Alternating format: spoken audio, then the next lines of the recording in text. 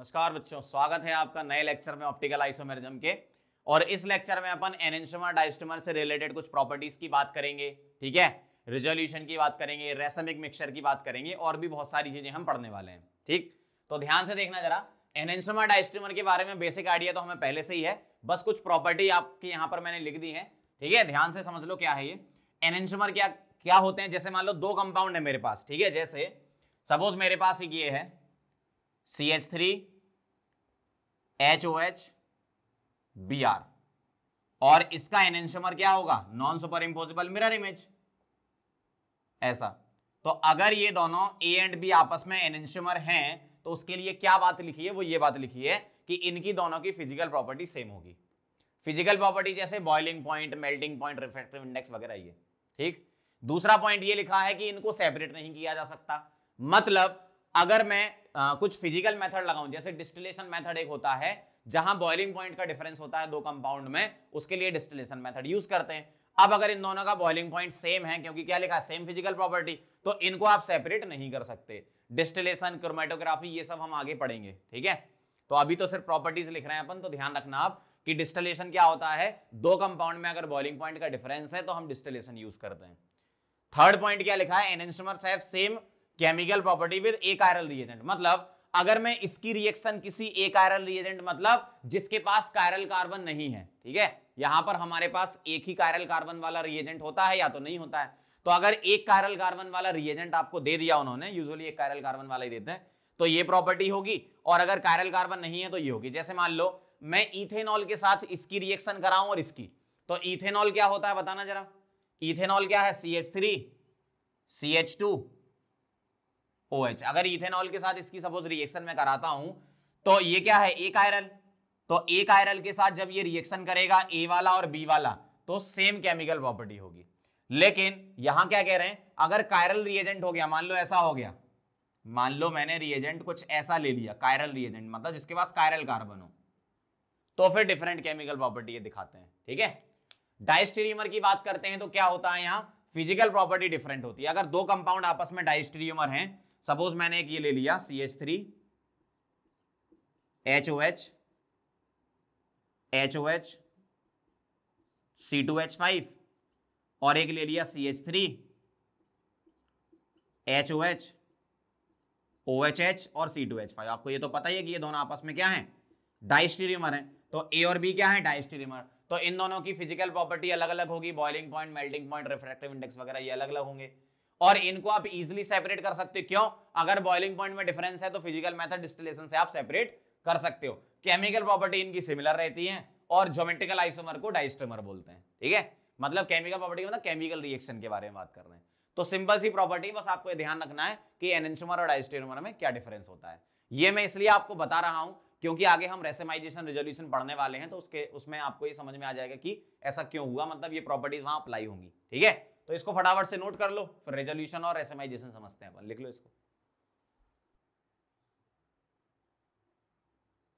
चलो बच्चों, तो आगे बढ़ते हैं और रेसमिक मिक्सचर के बारे में समझना जरा ध्यान से, क्या होता है। रेसमिक मिक्सचर का एक और नाम होता है रेसमिक मॉडिफिकेशन भी इसको बोलते हैं, ठीक। तो इसकी डेफिनेशन हम लिखेंगे, पॉइंट नंबर 1 क्या है, equimolar mixture of, equimolar mixture of enantiomers is called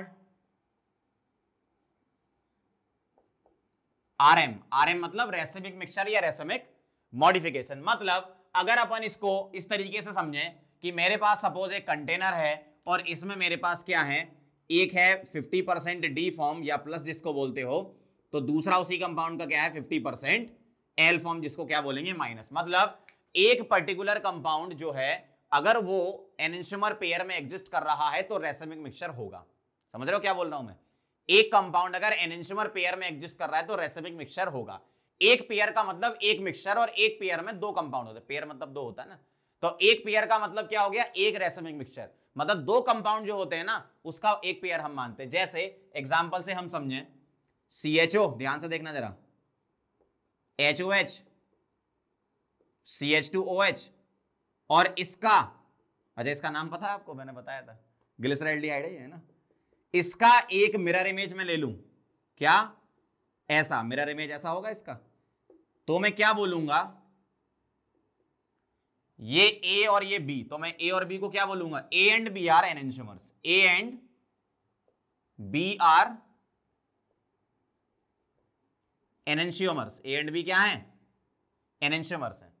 और मैं इन दोनों को मिला के क्या बोलूंगा, अगर मैं आपसे बोलूं कि ए और बी के मिक्सचर को क्या बोलोगे, ए और बी के मिक्सचर को आप क्या बोलोगे, तो इसको बोलेंगे अपन आरएम, ठीक है।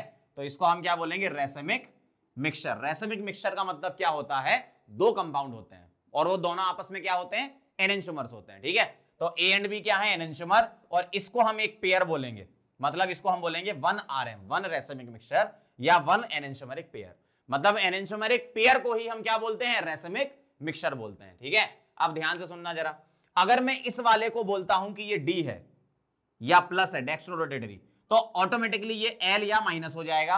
अगर कोई ऐसा बोलता है नहीं सर हम इसको डी नहीं हम इसको एल मानेंगे, मान लो अगर तुम इसको बोलते हो एल या माइनस, तो फिर इसको बोलना पड़ेगा डी या फिर प्लस। क्यों, आप ऐसे सामने देख के मॉलिक्यूल थोड़ी बता सकते हो कि डेक्स्ट्रो है कि लेवो है, आपको तो पोलरिमीटर करना पड़ेगा ना।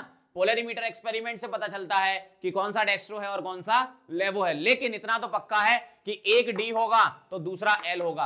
अब आप इसको डी मानो तो इसको एल मान लेना, इसको एल मानो तो इसको डी मान लेना, ठीक है। इतना तो पक्का है कि ये पेयर होंगे, ठीक है। और डी और एल के बारे में आपको पोलरिमीटर से पता चलेगा, आपको सामने लिखा है तो नहीं बता सकते भैया कि ये डी है कि ये एल है, ठीक है। आप इनमें से कोई भी चूज कर सकते हो। पॉइंट नंबर 2 बहुत इंपॉर्टेंट है इसका, racemic mixture is optically inactive, is optically inactive. क्यों, बताना जरा क्यों है ऑप्टिकली इनएक्टिव, क्यों है। अगर ये D है, ये L है और इक्विमोलर है 50-50%, तो अगर ये मान लो सपोज D है तो ये लाइट को +30 डिग्री घुमाएगा तो ये -30 घुमाएगा, ओवरऑल नेट जो रोटेशन थीटा जो होगा वो 0 होगा। मतलब RM is optically inactive due to हम एक वर्ड यूज करते हैं क्या, एक्सटर्नल कंपनसेशन, एक्सटर्नल कंपनसेशन। और वहां क्या लिखा था हमने, बताना जरा, मेजो वाले थे इंटरनल कंपनसेशन, क्या थे, इंटरनल कंपनसेशन या फिर इंट्रामोलिकुलर न्यूट्रलाइजेशन। समझना बात को, इंट्रा का मतलब एक ही मॉलिक्यूल के अंदर, इंटर का मतलब 2 मॉलिक्यूल के अंदर, मतलब क्या है ये एक्सटर्नल कंपनसेशन, और इंटरमोलिकुलर न्यूट्रलाइजेशन। समझना बात को, मेसो कंपाउंड भी ऑप्टिकली इनएक्टिव होते हैं, वो होते हैं इंटरनल कंपनसेशन या इंट्रामोलिकुलर न्यूट्रलाइजेशन की वजह से, जबकि एनेंशियोमर पेयर जो है मतलब आरएम जो है वो भी इनएक्टिव है। Racemic mixture optically inactive due to external compensation या इंटरमोलिकुलर, दो अलग अलग कंपाउंड है ना, इंटरमोलिकुलर न्यूट्रलाइजेशन। समझ गए बात को क्या होता है। तो अगर अपन ब्रीफ में बताएं तो रेसिमिक मिक्सचर क्या है, एनेंशियोमर पेयर को हम रेसिमिक मिक्सचर बोलते हैं, दोनों का 50-50% अमाउंट होता है। एक लाइट को अगर पॉजिटिव डायरेक्शन में घुमा रहा है तो दूसरा उतना ही नेगेटिव डायरेक्शन में घुमाएगा, तो ओवरऑल कट जाएगा, ठीक है, रोटेशन 0 हो जाएगा, ये बात है। अब ये बनते कैसे हैं रेसिमिक मिक्सचर, तो मैं आपको कुछ रिएक्शंस बता देता हूं।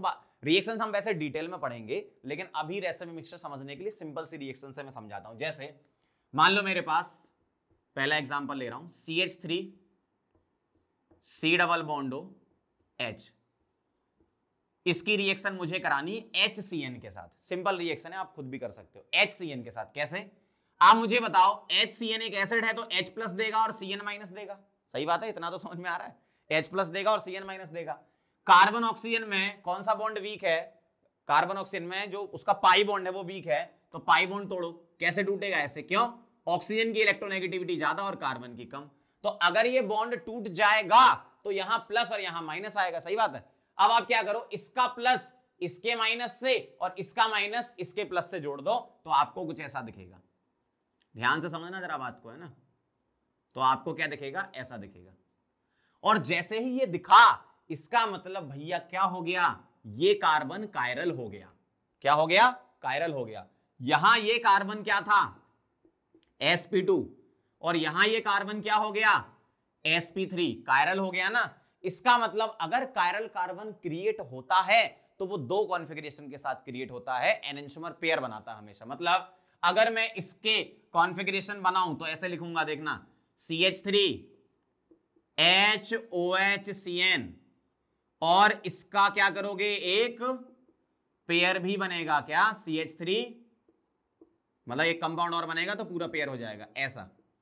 और ये दोनों आपस में क्या है, एनेंटियोमर्स। तो ये A और ये B, तो क्या बोलूंगा, A and B are enantiomers. और अगर एनेंटियोमर्स बने तो हम इस मिक्सचर को क्या बोलेंगे, रैसमिक मिक्सचर। मतलब A प्लस B को मैं क्या बोल दूंगा, इसको पूरे को एक मिक्सचर बोल दूंगा। क्या है ये, RM है। समझ गए बात को? तो ध्यान से सुनो क्या बोल रहा हूं मैं। अगर कायरल कार्बन क्रिएट होता है तो दो कॉन्फ़िगरेशन के साथ क्रिएट होता है, एक R दूसरा S, या एक D दूसरा L। ठीक है, इस टाइप से, स्मॉल डी स्मॉल एल बोल रहा हूं ना, एक स्मॉल डी तो दूसरा स्मॉल एल, अगर एक R है तो दूसरा S होगा। ठीक है, मतलब एनेंटियोमर पेयर बनेगा। तो दो कंपाउंड आपस में एनेंटियोमर्स होते हैं और एक पेयर बनता है, उसी को हम क्या बोलते हैं, RM, ऑप्टिकली इनएक्टिव। टोटल अगर आपसे पूछे बताओ ये कंपाउंड इंडिविजुअली क्या है, एक्टिव, ये इंडिविजुअली क्या है, एक्टिव, लेकिन इनका मिक्सचर क्या है, इनएक्टिव। क्या बात बोली मैंने, ध्यान से सुनना। A individually active, B individually active, लेकिन अगर इसका मिक्सचर ले लें तो ऑप्टिकली इनएक्टिव। समझ गए, ये वाली बात है। एक एग्जांपल से और समझाता हूं, ध्यान से समझना। जैसे मान लो मेरे पास ऐसा लिखा है CH2 डबल बॉन्ड C, यहां लगाया है H लगा दिया, और यहां लगा दिया CH3। इसकी रिएक्शन करा दी अपन ने, मतलब प्रोपीन है, प्रोपीन की रिएक्शन करा दी अपन ने D2NI के साथ। तो D2NI में क्या करते हैं अपन, D और D से बॉन्ड तोड़ते हैं। कौन सा, ये पाई वाला, क्योंकि पाई जो वीक होता है वही टूटता है। तो ये पाई तोड़ा किससे, D और D से। तो कैसा दिखेगा देखना, CH3 CH, एक D आ गया इस पे, और एक क्या आ गया, CH2D। अब ध्यान से देखना जरा, ये sp2 था, ये क्या था, sp2, और ये क्या हो गया, sp3, कायरल हो गया। इसका मतलब दो कॉन्फ़िगरेशन के साथ जनरेट होगा ये। क्या, ध्यान से देखना, एक मैं ऐसा बना रहा हूं, CH3 CH2D HD। अब इसमें ऐसा नहीं कि सर यहां ऊपर था यहां आपने नीचे लगा दिया। इसमें जब आप कॉन्फ़िगरेशन बना रहे हो ना तो एनेंटियोमर बना देना, कोई भी कहीं भी लगा सकते, कोई दिक्कत नहीं। बस जो आपने पहला बनाया है ना उसी जैसा ही दूसरा बनाना, और क्या कर देना, मिरर इमेज कर देना CH2D। तो ये आपस में क्या है, क्या है ये, एनेंटियोमर, मतलब नॉन सुपर इंपोजिबल मिरर इमेज। तो ये A है, ये B है, मैं क्या बोलूंगा, A एंड B आर क्या है, ये एनेंटियोमर्स हैं। क्या है, एनेंटियोमर्स हैं। और इस पेयर को क्या बोलोगे, A प्लस B को रैसमिक मिक्सचर RM। तो ध्यान रखना, जब कभी भी नया कायरल कार्बन क्रिएट होता है तो वो RM देता है। ठीक है, इसको मैं क्या बोल रहा हूं, RM। समझ गए बात को? इसमें कोई कायरल कार्बन नहीं है, इसमें कायरल कार्बन आ गया तो RM, इसमें कोई कायरल कार्बन नहीं है, sp2 है ना, और इसमें आ गया तो RM। अब ध्यान से सुनना, अगर इसमें ऑलरेडी प्रेजेंट हुआ, इसमें ऑलरेडी प्रेजेंट हुआ कायरल कार्बन, तो वहां एनेंटियोमर नहीं बनेंगे। घूम गए? अब ध्यान से सुनना जरा, अगर यहां कायरल नहीं है, जिंदगी में पहली बार कायरल क्रिएट हो रहा है, मतलब इसकी जिंदगी में, इस रिएक्शन की, यहां कायरल नहीं था, यहां कायरल क्रिएट हो रहा है पहला, इसका मतलब एक कायरल कार्बन अगर क्रिएट हो रहा है तो एनेंटियोमर हमेशा होगा। इधर इसकी जिंदगी में कोई कायरल नहीं था, आफ्टर रिएक्शन कायरल हो गया, इसका मतलब एनेंटियोमर पेयर बनेगा। लेकिन अगर कोई कंपाउंड ऐसा दे दें कि उसमें पहले से ही कायरल कार्बन हो और रिएक्शन के दौरान भी कायरल कार्बन जनरेट हो रहा हो, तो वो डाइस्टीरियोमर होते हैं। अब समझना कैसे, इसको नोट करो, फिर मैं यहां समझाता हूं आपको। समझ रहे हो बात को? बहुत बहुत छोटी छोटी और बहुत बेसिक सी चीजें हैं, ये लोग भूल जाते हैं, या कुछ लोग तो पढ़ाते ही नहीं इन सब चीजों को। ध्यान से क्या बोल रहा हूं मैं, अगर पहले से कायरल कार्बन हो और फिर अगर नया क्रिएट हो रहा हो, मतलब अब कहानी पलट जाएगी, अब एनेंटियोमर ना आके डाइस्टीरियोमर बन जाएंगे। और अब आपको ध्यान देना है, पहले इसको नोट कर लो। चलो बच्चों, तो आगे बढ़ते हैं और अब समझते हैं जो मैंने अभी बात बोली थी। एक काम करते हैं, पहले इसको लिख लेते हैं पॉइंट को, फिर उसके बाद मैं आपको एग्जांपल से समझा दूंगा, है ना। तो लिख लो अपन इंग्लिश वाली हिंदी में जो लिखते हैं। अगर किसी कंपाउंड में, ठीक है ध्यान से लिखना जरा, अगर किसी कंपाउंड में पहले से ही कायरल कार्बन हो, अगर किसी कंपाउंड में पहले से ही कायरल कार्बन हो एंड आफ्टर रिएक्शन एक नया कायरल कार्बन जनरेट हो रहा हो, एंड आफ्टर रिएक्शन एक नया कायरल कार्बन जनरेट हो रहा हो, तो डाइस्टीरियोमर बनते हैं। तो डाइस्टीरियोमर बनते हैं, बहुत ध्यान से लिखना है ना। अगर किसी कंपाउंड में पहले से ही कायरल कार्बन हो और आफ्टर रिएक्शन नया कायरल कार्बन जनरेट हो रहा हो, तो डाइस्टीरियोमर बनते हैं। बहुत ध्यान से देखना, अब समझो जरा बात को। मैं ऐसा एक एग्जांपल ले रहा हूं, ये H है, ये CH3 है, और यहां मैंने लगा दिया D लगा दिया, ठीक है। और यहां है CH, इधर लगा देता हूं, और डबल बॉन्ड CH2। समझना बात को, है ना, ऐसा है। और इसकी रिएक्शन आप करा रहे हो D2NI के साथ, D2NI के साथ। तो क्या करता है D2, DD से बॉन्ड ब्रेक करेंगे ये वाला, तो DD से ब्रेक कर दो बॉन्ड, है ना। अब देखना जरा, ये पहले से ही फिक्स है, ये कायरल कार्बन है, तो मतलब ये पहले से ही फिक्स है, इन्होंने पहले से ही फिशर बना के दे दिया, मतलब पहले से ही ये फिक्स है। आप इसका अलग से RS निकाल लो। अलग से RS कैसे निकालोगे, आप ध्यान से देखना। इसके लिए मैं निकाल रहा हूं, ये 1 हो जाएगा, ये 2 हो जाएगा, ये 3 और ये 4, इसका निकाल रहा हूं मैं RS, है ना। तो ये 1, ये 2, ये 3, ये 4, CIP रूल आपको लगाना आता है अच्छे से। क्या जाएगा R, लेकिन स्विच करके S, क्योंकि 4 वाला हॉरिजॉन्टल। क्लियर बात। तो इसका कॉन्फ़िगरेशन S है, क्या है, S है, ठीक है, ध्यान से देखना। अब अगर इसकी रिएक्शन हुई तो दो कॉन्फ़िगरेशन यहां जनरेट होंगे, ध्यान से देखना।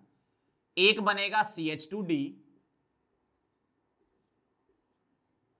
DHCH3, इसको मत छेड़ना, पहले ही बोल रहा हूं, ये तो पहले से फिक्स करके दिया ना, इसको मत छेड़ना। इधर रिएक्शन हो रही है, एक बार ऐसा लिख सकता हूं मैं, ध्यान से देखो। ये जब पाई बॉन्ड टूटेगा, अभी ये क्या है, sp2 है ना, अभी क्या है, ये sp2 है, लेकिन जब पाई बॉन्ड टूट के dd आएगा तो अब ये sp3, मतलब ये कायरल जनरेट हो जाएगा नया, और नया कायरल जनरेट होगा तो ये दो कॉन्फ़िगरेशन के साथ होगा, एक तो ये वाला होगा और एक और होगा इसका। कैसा, ध्यान से देखना जरा। CH3DH नीचे फिक्स है, ऊपर ऐसा हो जाएगा, ध्यान से देखो, ध्यान से, बहुत ध्यान से, बहुत ध्यान से।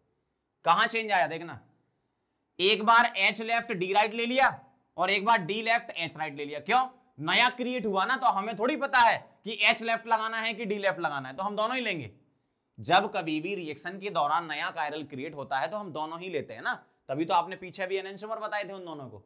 अब यहां क्या हो रहा है, पहले से ये S है, पहले से ये S है, और यहां पर क्रिएट होगा तो इसका या तो R होगा या S होगा।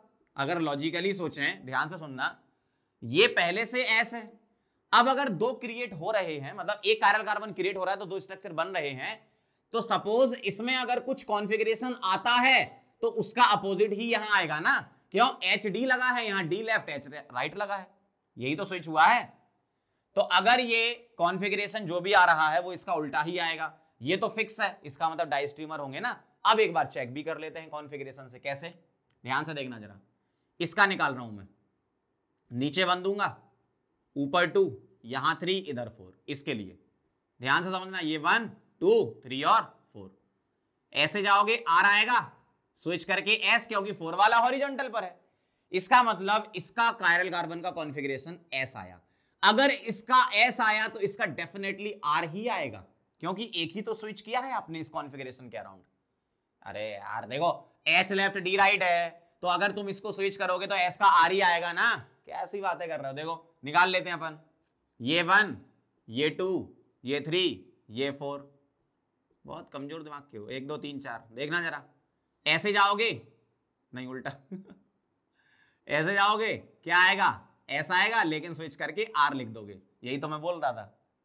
अब ध्यान से देखना जरा, इधर क्या है एस एस, इधर क्या है आर एस। अब जरा बताना इसको क्या बोलते हो, डायस्टेमर ही तो बोलते हो।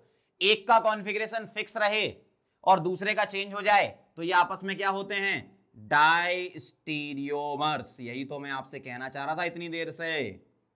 क्या बोला मैंने, फिर से सुनना जरा। अगर कंपाउंड में पहले से ही कायरल है और रिएक्शन के दौरान नया कायरल क्रिएट हो रहा है तो ऑब्वियसली ये दोनों कॉन्फ़िगरेशन के साथ क्रिएट होगा और नीचे वाला फिक्स रहेगा। इसका मतलब ये दोनों आपस में डायस्टेरियोमर रहेंगे। ये बहुत ही इंपॉर्टेंट पॉइंट था, इसको आप ध्यान रखिएगा। क्योंकि कई लोग क्या है रिएक्शन में ये सोचते हैं कि अच्छा नया कायरल बन रहा है तो एनेंटियोमर ही बनेगा, ऐसा नहीं होता। अगर पहले से ही कायरल फिक्स कर दिया आपने, पहले से ही कोई कायरल सेंटर प्रेजेंट है, कायरल कार्बन प्रेजेंट है, तो रिएक्शन के दौरान जो नया क्रिएट होगा वो डायस्टेरियोमर बना देगा, उसको एनेंटियोमर नहीं बनाएगा। अगर ये नहीं होता, अगर ये नहीं होता तो एस का आर एनेंटियोमर बोलते। अगर ये नहीं होता, यहां मान लो कुछ मैं और लगा देता, कुछ भी लगा देता यहां पर, ठीक है, यहां में CH3 वगैरह कुछ भी लगा देता, तो ये नहीं होता, ये नहीं होता, ये नहीं होता, तो सिर्फ ऊपर वाला देखते एस का आर एनेंटियोमर बोल देते। लेकिन पहले से ही इसमें कायरल है, अगर पहले से ही कायरल है इसका मतलब है ये फिक्स है और ये चेंज हो रहे हैं, मतलब ये आपस में डायस्टेरियोमर ही होंगे। अब क्लियर है? बहुत ध्यान से समझना बात को। अगला टॉपिक रिजोल्यूशन। रिजोल्यूशन प्रोसेस क्या होती है इसके बारे में लिख लेते हैं। द सेपरेशन ऑफ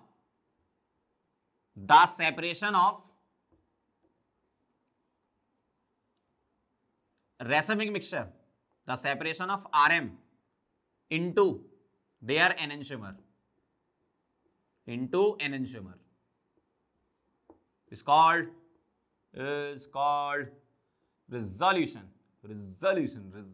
लो, ये इसकी डेफिनेशन है, बहुत सिंपल सी। आपको रेसमिक मिक्सचर से कंपाउंड सेपरेट करना है, मिक्सचर से कंपाउंड सेपरेट करना है। कैसे करोगे? जैसे मेरे पास एक आरएम दिया हुआ है, आरएम क्या होता है, दो कंपाउंड का मिक्सचर 50% डी और 50% एल, ठीक है। लेट्स से मैं इसको मान लेता हूं कि ये आर है और ये एस है, ठीक है। मतलब ऐसा पक्का नहीं है कि यही वाला आर होगा, ये भी आर हो सकता है, ये एस हो सकता है। मैंने इसको मान लिया आर स्क्वायर, किसी एक को आर मानो तो दूसरा एस मान लेना, ठीक है। अब मैं क्या करूंगा, इसकी रिएक्शन कराऊंगा ऑप्टिकल एक्टिव रिएजेंट से, ऑप्टिकल एक्टिव रिएजेंट से, मतलब जिसमें कायरल कार्बन पहले से है, मतलब ऑप्टिकल एक्टिव है। अगर वो एस कॉन्फ़िगरेशन का, अगर ऑप्टिकल एक्टिव है तो एक आर एक एस होगा ना, मतलब या तो आर होगा या एस होगा, तो ऑप्टिकल एक्टिव रिएजेंट मैंने एस ले लिया उसका, ठीक है। तो अगर मैं मिक्सचर की रिएक्शन इससे कराऊं तो ये भी इससे रिएक्शन करेगा और ये भी इससे रिएक्शन करेगा, तो क्या बनेगा, आर एस करके और एस आर करके एक कंपाउंड ये बनेगा 50-50%। मतलब क्या होगा, ध्यान से सुनना, यहां कोई कंपाउंड है जिसका आर है, यहां कोई कंपाउंड है जिसका एस है, दोनों आपस में क्या है, एनेंटियोमर पेयर, तभी तो आरएम बोल रहे हो। हमें इनको सेपरेट करना है, तो ऑप्टिकल एक्टिव रिएजेंट एस डाल दिया मैंने, तो एस के साथ आर की रिएक्शन होगी तो आरएस बनेगा और एस के साथ एस की रिएक्शन होगी तो एसएस बनेगा। ये गलत लिख दिया, एसएस बनेगा, है ना।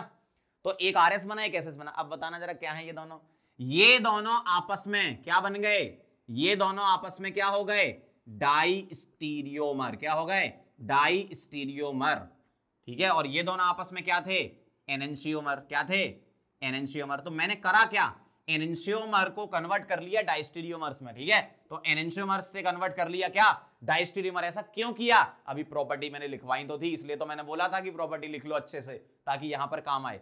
क्या बोला था, एनेंटियोमर की फिजिकल प्रॉपर्टी सेम होती है, डाइस्टीरियोमर की फिजिकल प्रॉपर्टी डिफरेंट होती है।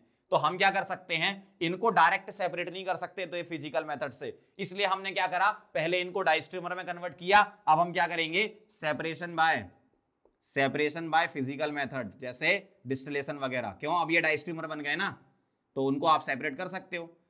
तो separation by physical method, like distillation कर दो आप, बॉइलिंग पॉइंट अलग होगा दोनों का, सेपरेट हो जाएंगे। तो क्या बनेगा, अलग अलग हो जाएंगे, तो आरएस और ये क्या है, एसएस, ठीक है, 50-50%।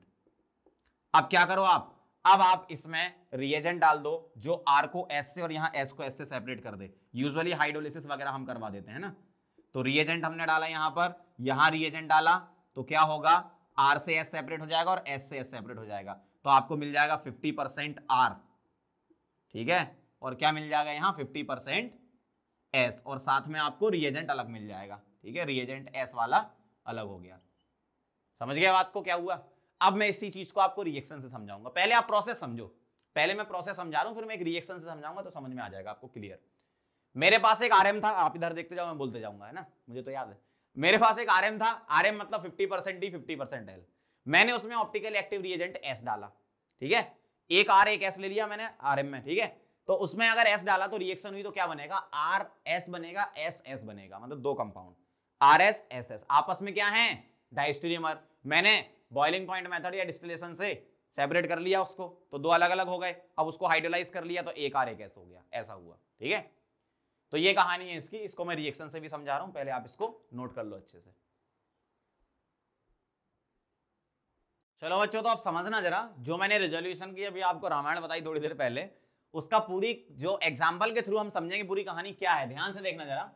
मेरे पास दो कंपाउंड है, मतलब आपस में ये एनेंशियोमर है, तो मैं क्या बोलूंगा, यहां पर क्या है, आपको क्या दिया है, एनेंशियोमर पेयर, जिसको मैं क्या बोलूंगा, आरएम। अब मुझे आरएम से इन दोनों को सेपरेट करना है, ठीक है। तो मैंने क्या डाला, ऑप्टिकली एक्टिव रिएजेंट डाला। ये यहां आर है और ये क्या है, एस है। इसकी रिएक्शन जब इससे हुई तो क्या हुआ, रिएक्शन होती तो कैसे होती है वो बता रहा हूं आपको। एसिड से OH उड़ा दो और एल्कोहल से H उड़ा दो।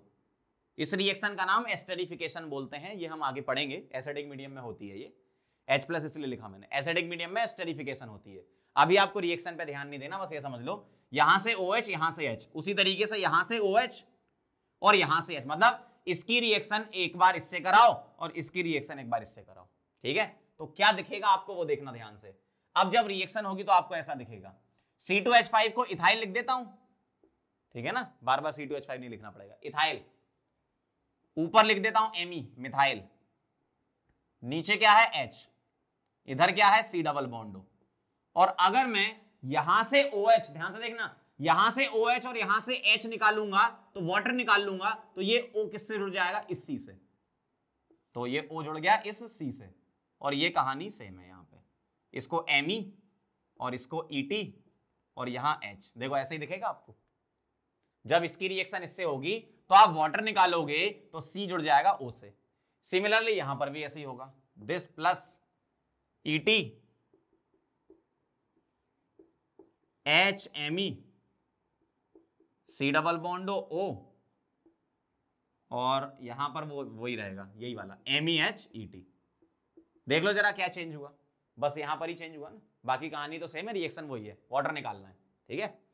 अब मुझे एक बात बताओ, इसका कॉन्फ़िगरेशन क्या था, इसका R पहले भी था और अब भी है ना, क्योंकि वो तो वैसे ही ग्रुप है, रिएक्शन वहां हो नहीं रही है। यहां क्या है S, ये क्या था S और यहां क्या है S। अब देखो जरा, R S S S क्या हो गए आपस में, डाइस्टीरियोमर, क्या हो गए, डाइस्टीरियोमर। तो अब ये क्या बन चुके हैं, डाइस्टीरियोमर्स बन चुके हैं।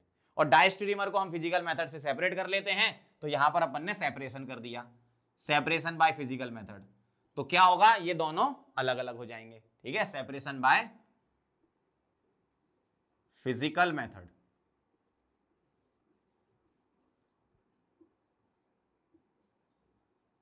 तो फिजिकल मेथड से सेपरेट किया आपने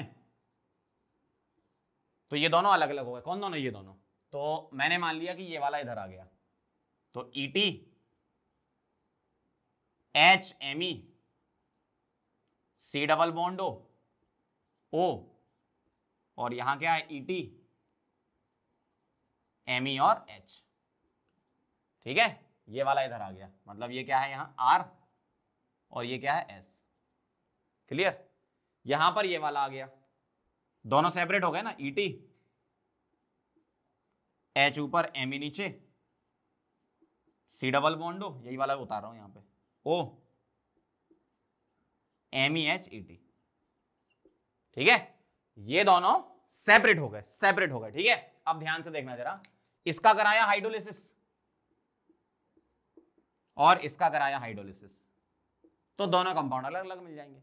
इसका हाइड्रोलिसिस कराओगे तो आपको क्या करना है, जो यहां किया था ना उसका उल्टा करना, मतलब यहां आपने वाटर निकाला था, यहां वाटर जोड़ना है। कैसे जोड़ना है, अगर मैं C और O वाले बॉन्ड को तोड़ूं तो बताओ किसकी इलेक्ट्रोनेगेटिविटी ज्यादा है, ऑक्सीजन की। तो बॉन्ड टूटेगा कैसे, यहां माइनस और यहां प्लस आएगा। और हाइड्रोलिसिस का मतलब एक्चुअल में क्या होता है बच्चों, H3O पॉजिटिव का मतलब होता है addition of water, H plus और OH minus, addition of water. तो आप क्या करो, H प्लस किसे दोगे, O नेगेटिव को, और OH माइनस किसे दोगे, C पॉजिटिव को। तो ऐसा दिखेगा आपको ET Me H C double bond OH, ठीक। और प्लस आपको ये अलग मिल जाएगा रिएजेंट, वो मैं लिख नहीं रहा हूं। इधर हाइड्रोलिसिस कराओ, सेम वही, वाटर का एडिशन इन एसिडिक मीडियम को ही हम H3O पॉजिटिव लिखते हैं। ये बॉन्ड टूटेगा, एक्चुअल में इस बॉन्ड को ऐसे तोड़ो, ऐसे, ये माइनस ये प्लस, ठीक है, इस बॉन्ड को ऐसे तोड़ो, इस तरीके से तोड़ो, है ना। बाकी अपन लिखने के लिए ऐसे ऐसे करके दिखा देते हैं, लेकिन ऐसे तोड़ोगे तो ज्यादा क्लियर समझ में आएगा, क्योंकि इलेक्ट्रॉन उस तरफ जा रहे हैं। तो आप वही करना है इसमें भी, इसको OH मिल जाएगा और इसको H मिल जाएगा, तो कैसा दिखेगा, ऐसा दिखेगा, देखो ET MEH, तो J हो गया ऐसा, C डबल बॉन्ड OH। अब आप गौर से देखो किसको, इसको, ठीक है, और इसको। मैं रिएजेंट इसका नहीं लिख रहा हूं, जो हाइड्रोलिसिस में इधर वाला पार्ट आएगा, वो तो अपन ने सेपरेशन के लिए लिया था। तो आप देखो जरा, ये वाला कंपाउंड और ये वाला कंपाउंड सेपरेट हो चुके हैं, अलग अलग हो गए, मतलब ये दोनों आपस में क्या है, एनेंशियोमर है, इनको हमने सेपरेट कर लिया। इसी पूरी प्रोसेस को हम रेजोल्यूशन बोलते हैं। फिर समझ लो जरा, मेरे पास पूरा मिक्सचर था, RM था, एनेंशियोमर पेयर था, उसमें मैंने ऑप्टिकल एक्टिव रिएजेंट डाला, डायस्टीरियोमर बने, डायस्टीरियोमर की फिजिकल प्रॉपर्टी डिफरेंट होती है, तो हमने उसको सेपरेट कर लिया, तो दो अलग अलग कंटेनर में इसको कर लिया, एक को अलग हाइड्रोलिसिस कराया, दूसरे को अलग हाइड्रोलिसिस कराया, तो दोनों सेपरेट हो गए। सिंपल सा प्रोसेस है, समझ गया, क्लियर, रेजोल्यूशन क्या होता है, ठीक है। चलो इसको नोट करो, फिर आगे बढ़ते हैं। चलो बच्चों, तो आगे बढ़ते हैं और अगला टॉपिक है हमारा अमीन इन्वर्जन। ध्यान से समझना जरा, अमीन इन्वर्जन ऐसा जरूरी नहीं कि अमीन्स में ही लगे, उसके अलावा भी और जगह लगता है। अमीन्स में ऑब्जर्व किया गया था, तो इसलिए अमीन इन्वर्जन इसका नाम है, या इसको हम फिलिपिंग बोलते हैं। इसका मतलब क्या है, ध्यान से समझना। जैसे मान लो मेरे पास नाइट्रोजन है, इसके पास लोन पेयर है, और 3 ग्रुप लगे हैं, R1 R2 और R3, ठीक है।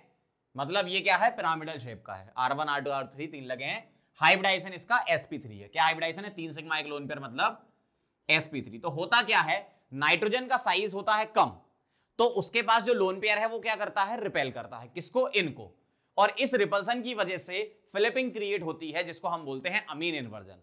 क्या होती है, ध्यान से समझना। जैसे मेरे पास ये नाइट्रोजन है, ये लोन पेयर है, और 3 ग्रुप लगे हैं, R1 R2 और R3। तो होता क्या है, ये जो नाइट्रोजन का लोन पेयर है ये फिलिपिंग करता है, मतलब ये इधर से हटके दूसरी तरफ जाता है। तो कैसे जाएगा, ये मॉलिक्यूल को आप ऐसे दबा दो, ऐसे दबाने का मतलब क्या है, ये लोन पेयर उस तरफ निकल जाएगा और ये R1 R2 R3 उस तरफ निकल जाएंगे via formation of transition state. इसका मतलब क्या है, पहले ये क्या आएगा, ये पिरामिडल है तो पहले प्लेन में आएगा और फिर उसके बाद पिरामिडल बन जाएगा। ठीक, मैं बना के बता रहा हूं कैसे। पहले क्या होगा, ये प्लेन में आएगा, पहले क्या होगा, ये प्लेन में आएगा। कैसे, नाइट्रोजन इस तरीके से दिखा रहा हूं मैं, R1 R2 R3 ऐसे बना दो, R1 R2 R3। तो ये हो गया क्या, प्लेन में, ठीक है, और ये इसका लोन पेयर आ गया। तो इसका हाइब्रिडेशन हो गया sp2, मतलब पहले lone pair sp3 hybrid orbital में होता है और फिर प्लेन में आ जाता है, तो sp2 प्योर में चला जाता है, और फिर उसके बाद जब लोन पेयर वापस उस तरफ जाता है तो ये ऐसा दिखता है, फिर से ये sp3 में आ जाता है और ये ऐसा दिखेगा, R1 R2 और R3। मतलब यहां नाइट्रोजन का हाइब्रिडाइजेशन sp3 है, यहां sp2 है और यहां sp3 है। तो अगर मैं इसको आपको बॉन्ड स्ट्रक्चर से समझाऊं, ध्यान से देखना जरा, इससे आपको क्लियर समझ में आ जाएगा। पहले देख लो आप कैसा है। ये नाइट्रोजन बीच वाला हो गया, क्लियर समझना, नाइट्रोजन बीच वाला हो गया, ये लोन पेयर हो गया, ये एक R1 मान लो, ये R2 ये R3 ऐसा मान लो, ठीक है। तो ये कुछ इस तरीके से रखा है, ये ऐसा है, ध्यान से देखना जरा, ये ऐसा है, लोन पेयर हो गया ये R3 ले लो, ये रेड वाला R1 ले लो और ग्रीन वाला R2 ले लो, ठीक है। इस तरफ से दिखा देता हूं आपको एक बार, ऐसा क्लियर है ना, लोन पेयर, ठीक है, ये मैंने ले लिया R1, ये R2 ये R3, ठीक है, अपने अपने हिसाब से आप मान सकते हो, ऐसे मान लो आप, ठीक है। अब ये क्या होगा, ये अभी क्या पिरामिडल है, तो पहले ये प्लेन में जाएगा, पहले ये प्लेन में जाएगा और प्लेन से फिर दोबारा ऐसा हो जाएगा, ये इस तरीके से, इस तरीके से हो जाएगा और ये लोन पेयर पीछे आ जाएगा। तो आपको ओवरऑल कैसा दिखेगा, आपको ऐसा दिखेगा। अगर मैं आपको दूसरा वाला व्यू दिखाऊं तो ऐसा दिखेगा, ठीक। तो हो क्या रहा है इसमें, पहले ये ऐसा है, पहले ऐसा है, फिर ये प्लेन में जाएगा। अगर ये प्लेन में जाएगा तो ये जो लोन पेयर है ये प्योर पी में आ जाएगा क्योंकि प्लेनर हो गया। तो क्या होगा, ये पहले पिरामिडल था, ध्यान से देखना, पहले पिरामिडल था, यहां पे इधर पिरामिडल था, फिर आप यहां आए तो ये प्लेनर हो गया, ऐसा हो गया ये प्लेनर, ठीक है। और फिर आप उस तरफ निकालोगे इन ग्रुप्स को ऐसे, ठीक है, तो ये आपको अब ऐसे दिखने लगेगा, ऐसे दिखने लगेगा। मतलब पहले ऐसे था, फिर प्लेन में आया और फिर ऐसा हो गया, ये ऐसे था, फिर प्लेन में आया और फिर ऐसा हो गया। फिर समझना जरा, इधर समझना, पहले ये था ऐसा पिरामिडल, ये आपके पास पिरामिडल रखा हुआ है, ठीक है, बहुत आराम से देख लो, ये पिरामिडल स्ट्रक्चर है, ठीक है, पिरामिडल है ये। अब क्या होगा, ये प्लेन में जाएगा, ये चला गया प्लेन में, दिख रहा है सारा, ये प्लेन में चला गया, प्लेनर हो गया। अब क्या होगा, ये लोन पेयर अंदर की तरफ जाएगा तो ये ग्रुप बाहर की तरफ निकलेंगे, तो अब आपको ये ऐसा दिखने लगेगा, समझ गए ना, पहले पिरामिडल, फिर प्लेनर, फिर पिरामिडल। मतलब पहले लोन पेयर क्या करेगा, दबेगा, ग्रुप प्लेन में आएंगे, ये प्योर पी में चला जाएगा और फिर और दबेगा, नीचे आएगा लोन पेयर तो ये ऊपर हो जाएंगे। मतलब अगर मैं इस डायग्राम के अकॉर्डिंग लिखूं, ये तो मैंने साइड व्यू से बनाया, अगर मैं टॉप व्यू से लिखूं तो ये कुछ ऐसा दिखेगा, nitrogen lone pair R1 R2 और R3, है ना। तो लोन पेयर ऊपर से नीचे आया और ग्रुप नीचे से ऊपर चले गए। वैसे यहां पे लोन पेयर राइट से लेफ्ट आया और ग्रुप राइट से लेफ्ट चले गए, समझ गए। अब इसका मैं एनर्जी प्रोफाइल डायग्राम बना रहा हूं, ध्यान से देखना, इसको लिख रहा हूं मैं 1, इसको 2 और इसको 3, कुछ इस तरीके से बनता है। ये पहला पॉइंट 1, ये तीसरा पॉइंट, और ये है ट्रांजिशन स्टेट जो है वो हमेशा ज्यादा एनर्जी की होती है, तो ये दूसरा पॉइंट है। यहां हाइब्रिडाइजेशन sp3, यहां sp3 और यहां क्या है हाइब्रिडाइजेशन sp2। तो पहले क्या होता है, 1 से 2 जाता, फिर 2 से 3। तो जब कभी भी फ्लिपिंग होती है तो sp3 से sp2, फिर sp2 से sp3, फिर sp3 से sp2, फिर sp2 से sp3, फिर sp3 से sp2, ऐसा चलता रहता है ना। तो लोन पेयर क्या होता है, अपोजिट डायरेक्शन में जाता है। तो कैसे जाएगा, पहले हाइब्रिड ऑर्बिटल में रहेगा, फिर प्योर ऑर्बिटल में आएगा, फिर हाइब्रिड ऑर्बिटल में जाएगा, ये ऐसा होता है। Hybrid pure, hybrid pure, hybrid pure, ऐसा चलता रहेगा। जब भी हाइब्रिड ऑर्बिटल में लोन पेयर होगा तो पहले वो प्लेनर बनाएगा स्ट्रक्चर, मतलब प्योर ऑर्बिटल में जाएगा, मतलब प्लेनर बनेगा। ये पिरामिडल है, देखना चाहो तो लिख लो, ये क्या है, ट्राइगोनल पिरामिडल, ट्राइगोनल पिरामिडल, ये है ट्राइगोनल प्लेनर। तो ट्रांजिशन स्टेट है वो ट्राइगोनल प्लेनर होती है और फिर दोबारा से ट्राइगोनल पिरामिडल हो जाता है। मतलब लोन पेयर एक जगह से हटके दूसरी जगह आ गया, सिंपल सी अगर शब्दों में बोलें तो लोन पेयर एक डायरेक्शन से दूसरे डायरेक्शन में आ गया। यहां राइट था, इधर लेफ्ट आ गया, तो क्या होगा, राइट से लेफ्ट जाने के लिए उसको बीच से तो गुजरना पड़ेगा ना। तो राइट से पहले बीच में आएगा प्लेनर, फिर उस तरफ जाएगा तो पिरामिडल। समझ गए बात को। अब कुछ कंडीशन है जो आपको याद रखनी है क्वेश्चंस के लिए। क्या, पहली condition, element should be of second period, क्योंकि सेकंड पीरियड के एलिमेंट होंगे और उसके पास लोन पेयर होगा तो वो रिपल्सन करेंगे, तभी अमीन इन्वर्जन होगा, ठीक है। सेकंड, उसके पास लोन पेयर होना चाहिए रिपल्सन के लिए, तो 1 लोन पेयर होना जरूरी है। तीसरा, हाइब्रिडाइजेशन sp3 होना चाहिए, ये भी कंफर्म बात है। चौथा, कंपाउंड साइक्लिक नहीं होना चाहिए, साइक्लिक में फ्लिपिंग नहीं होती है, रिंग होती है ना, ठीक है, तो रिंग टूट जाएगी अगर फ्लिपिंग होगी तो अनस्टेबल हो जाएगा बहुत। तो should be acyclic, open chain होना चाहिए, एसाइक्लिक मतलब ओपन चेन होना चाहिए, साइकिल नहीं होनी चाहिए। फिफ्थ, सल्फर फास्फोरस जैसे जो एलिमेंट होते हैं थर्ड पीरियड के या उससे आगे वाले, वो क्या है, बड़े साइज के होते हैं, तो लोन पेयर उस पर आराम से स्टेबल रहता है। छोटे साइज के नाइट्रोजन, ऑक्सीजन, कार्बन वगैरह सेकंड पीरियड के होते हैं तो उस पर रिपल्सन लगता है, वो स्टेबल नहीं रहते हैं, है ना। तो सल्फर फास्फोरस या थर्ड पीरियड के कोई भी होते हैं वो सफिशिएंट स्टेबिलिटी रखते हैं, लोन पेयर उस पर स्टेबल रह सकता है। समझ गए बात को। तो ये कंडीशन आराम से आप ध्यान रखना। एमआई स्टार बहुत इंपॉर्टेंट पॉइंट लिख रहे हैं अपन, ठीक है, लिखो जरा, इंग्लिश वाली हिंदी लिखेंगे, लिखो। जो कंपाउंड अमीन इन्वर्जन दिखाएगा, अब ऐसा जरूरी नहीं कि नाइट्रोजन ही हो, इसके अलावा कोई और भी हो सकता है ना, इस पीरियड के ऑक्सीजन भी हो सकता है, कार्बन भी हो सकता है ना। लिखो, जो कंपाउंड अमीन इन्वर्जन दिखाएगा उसको सेपरेट नहीं कर सकते,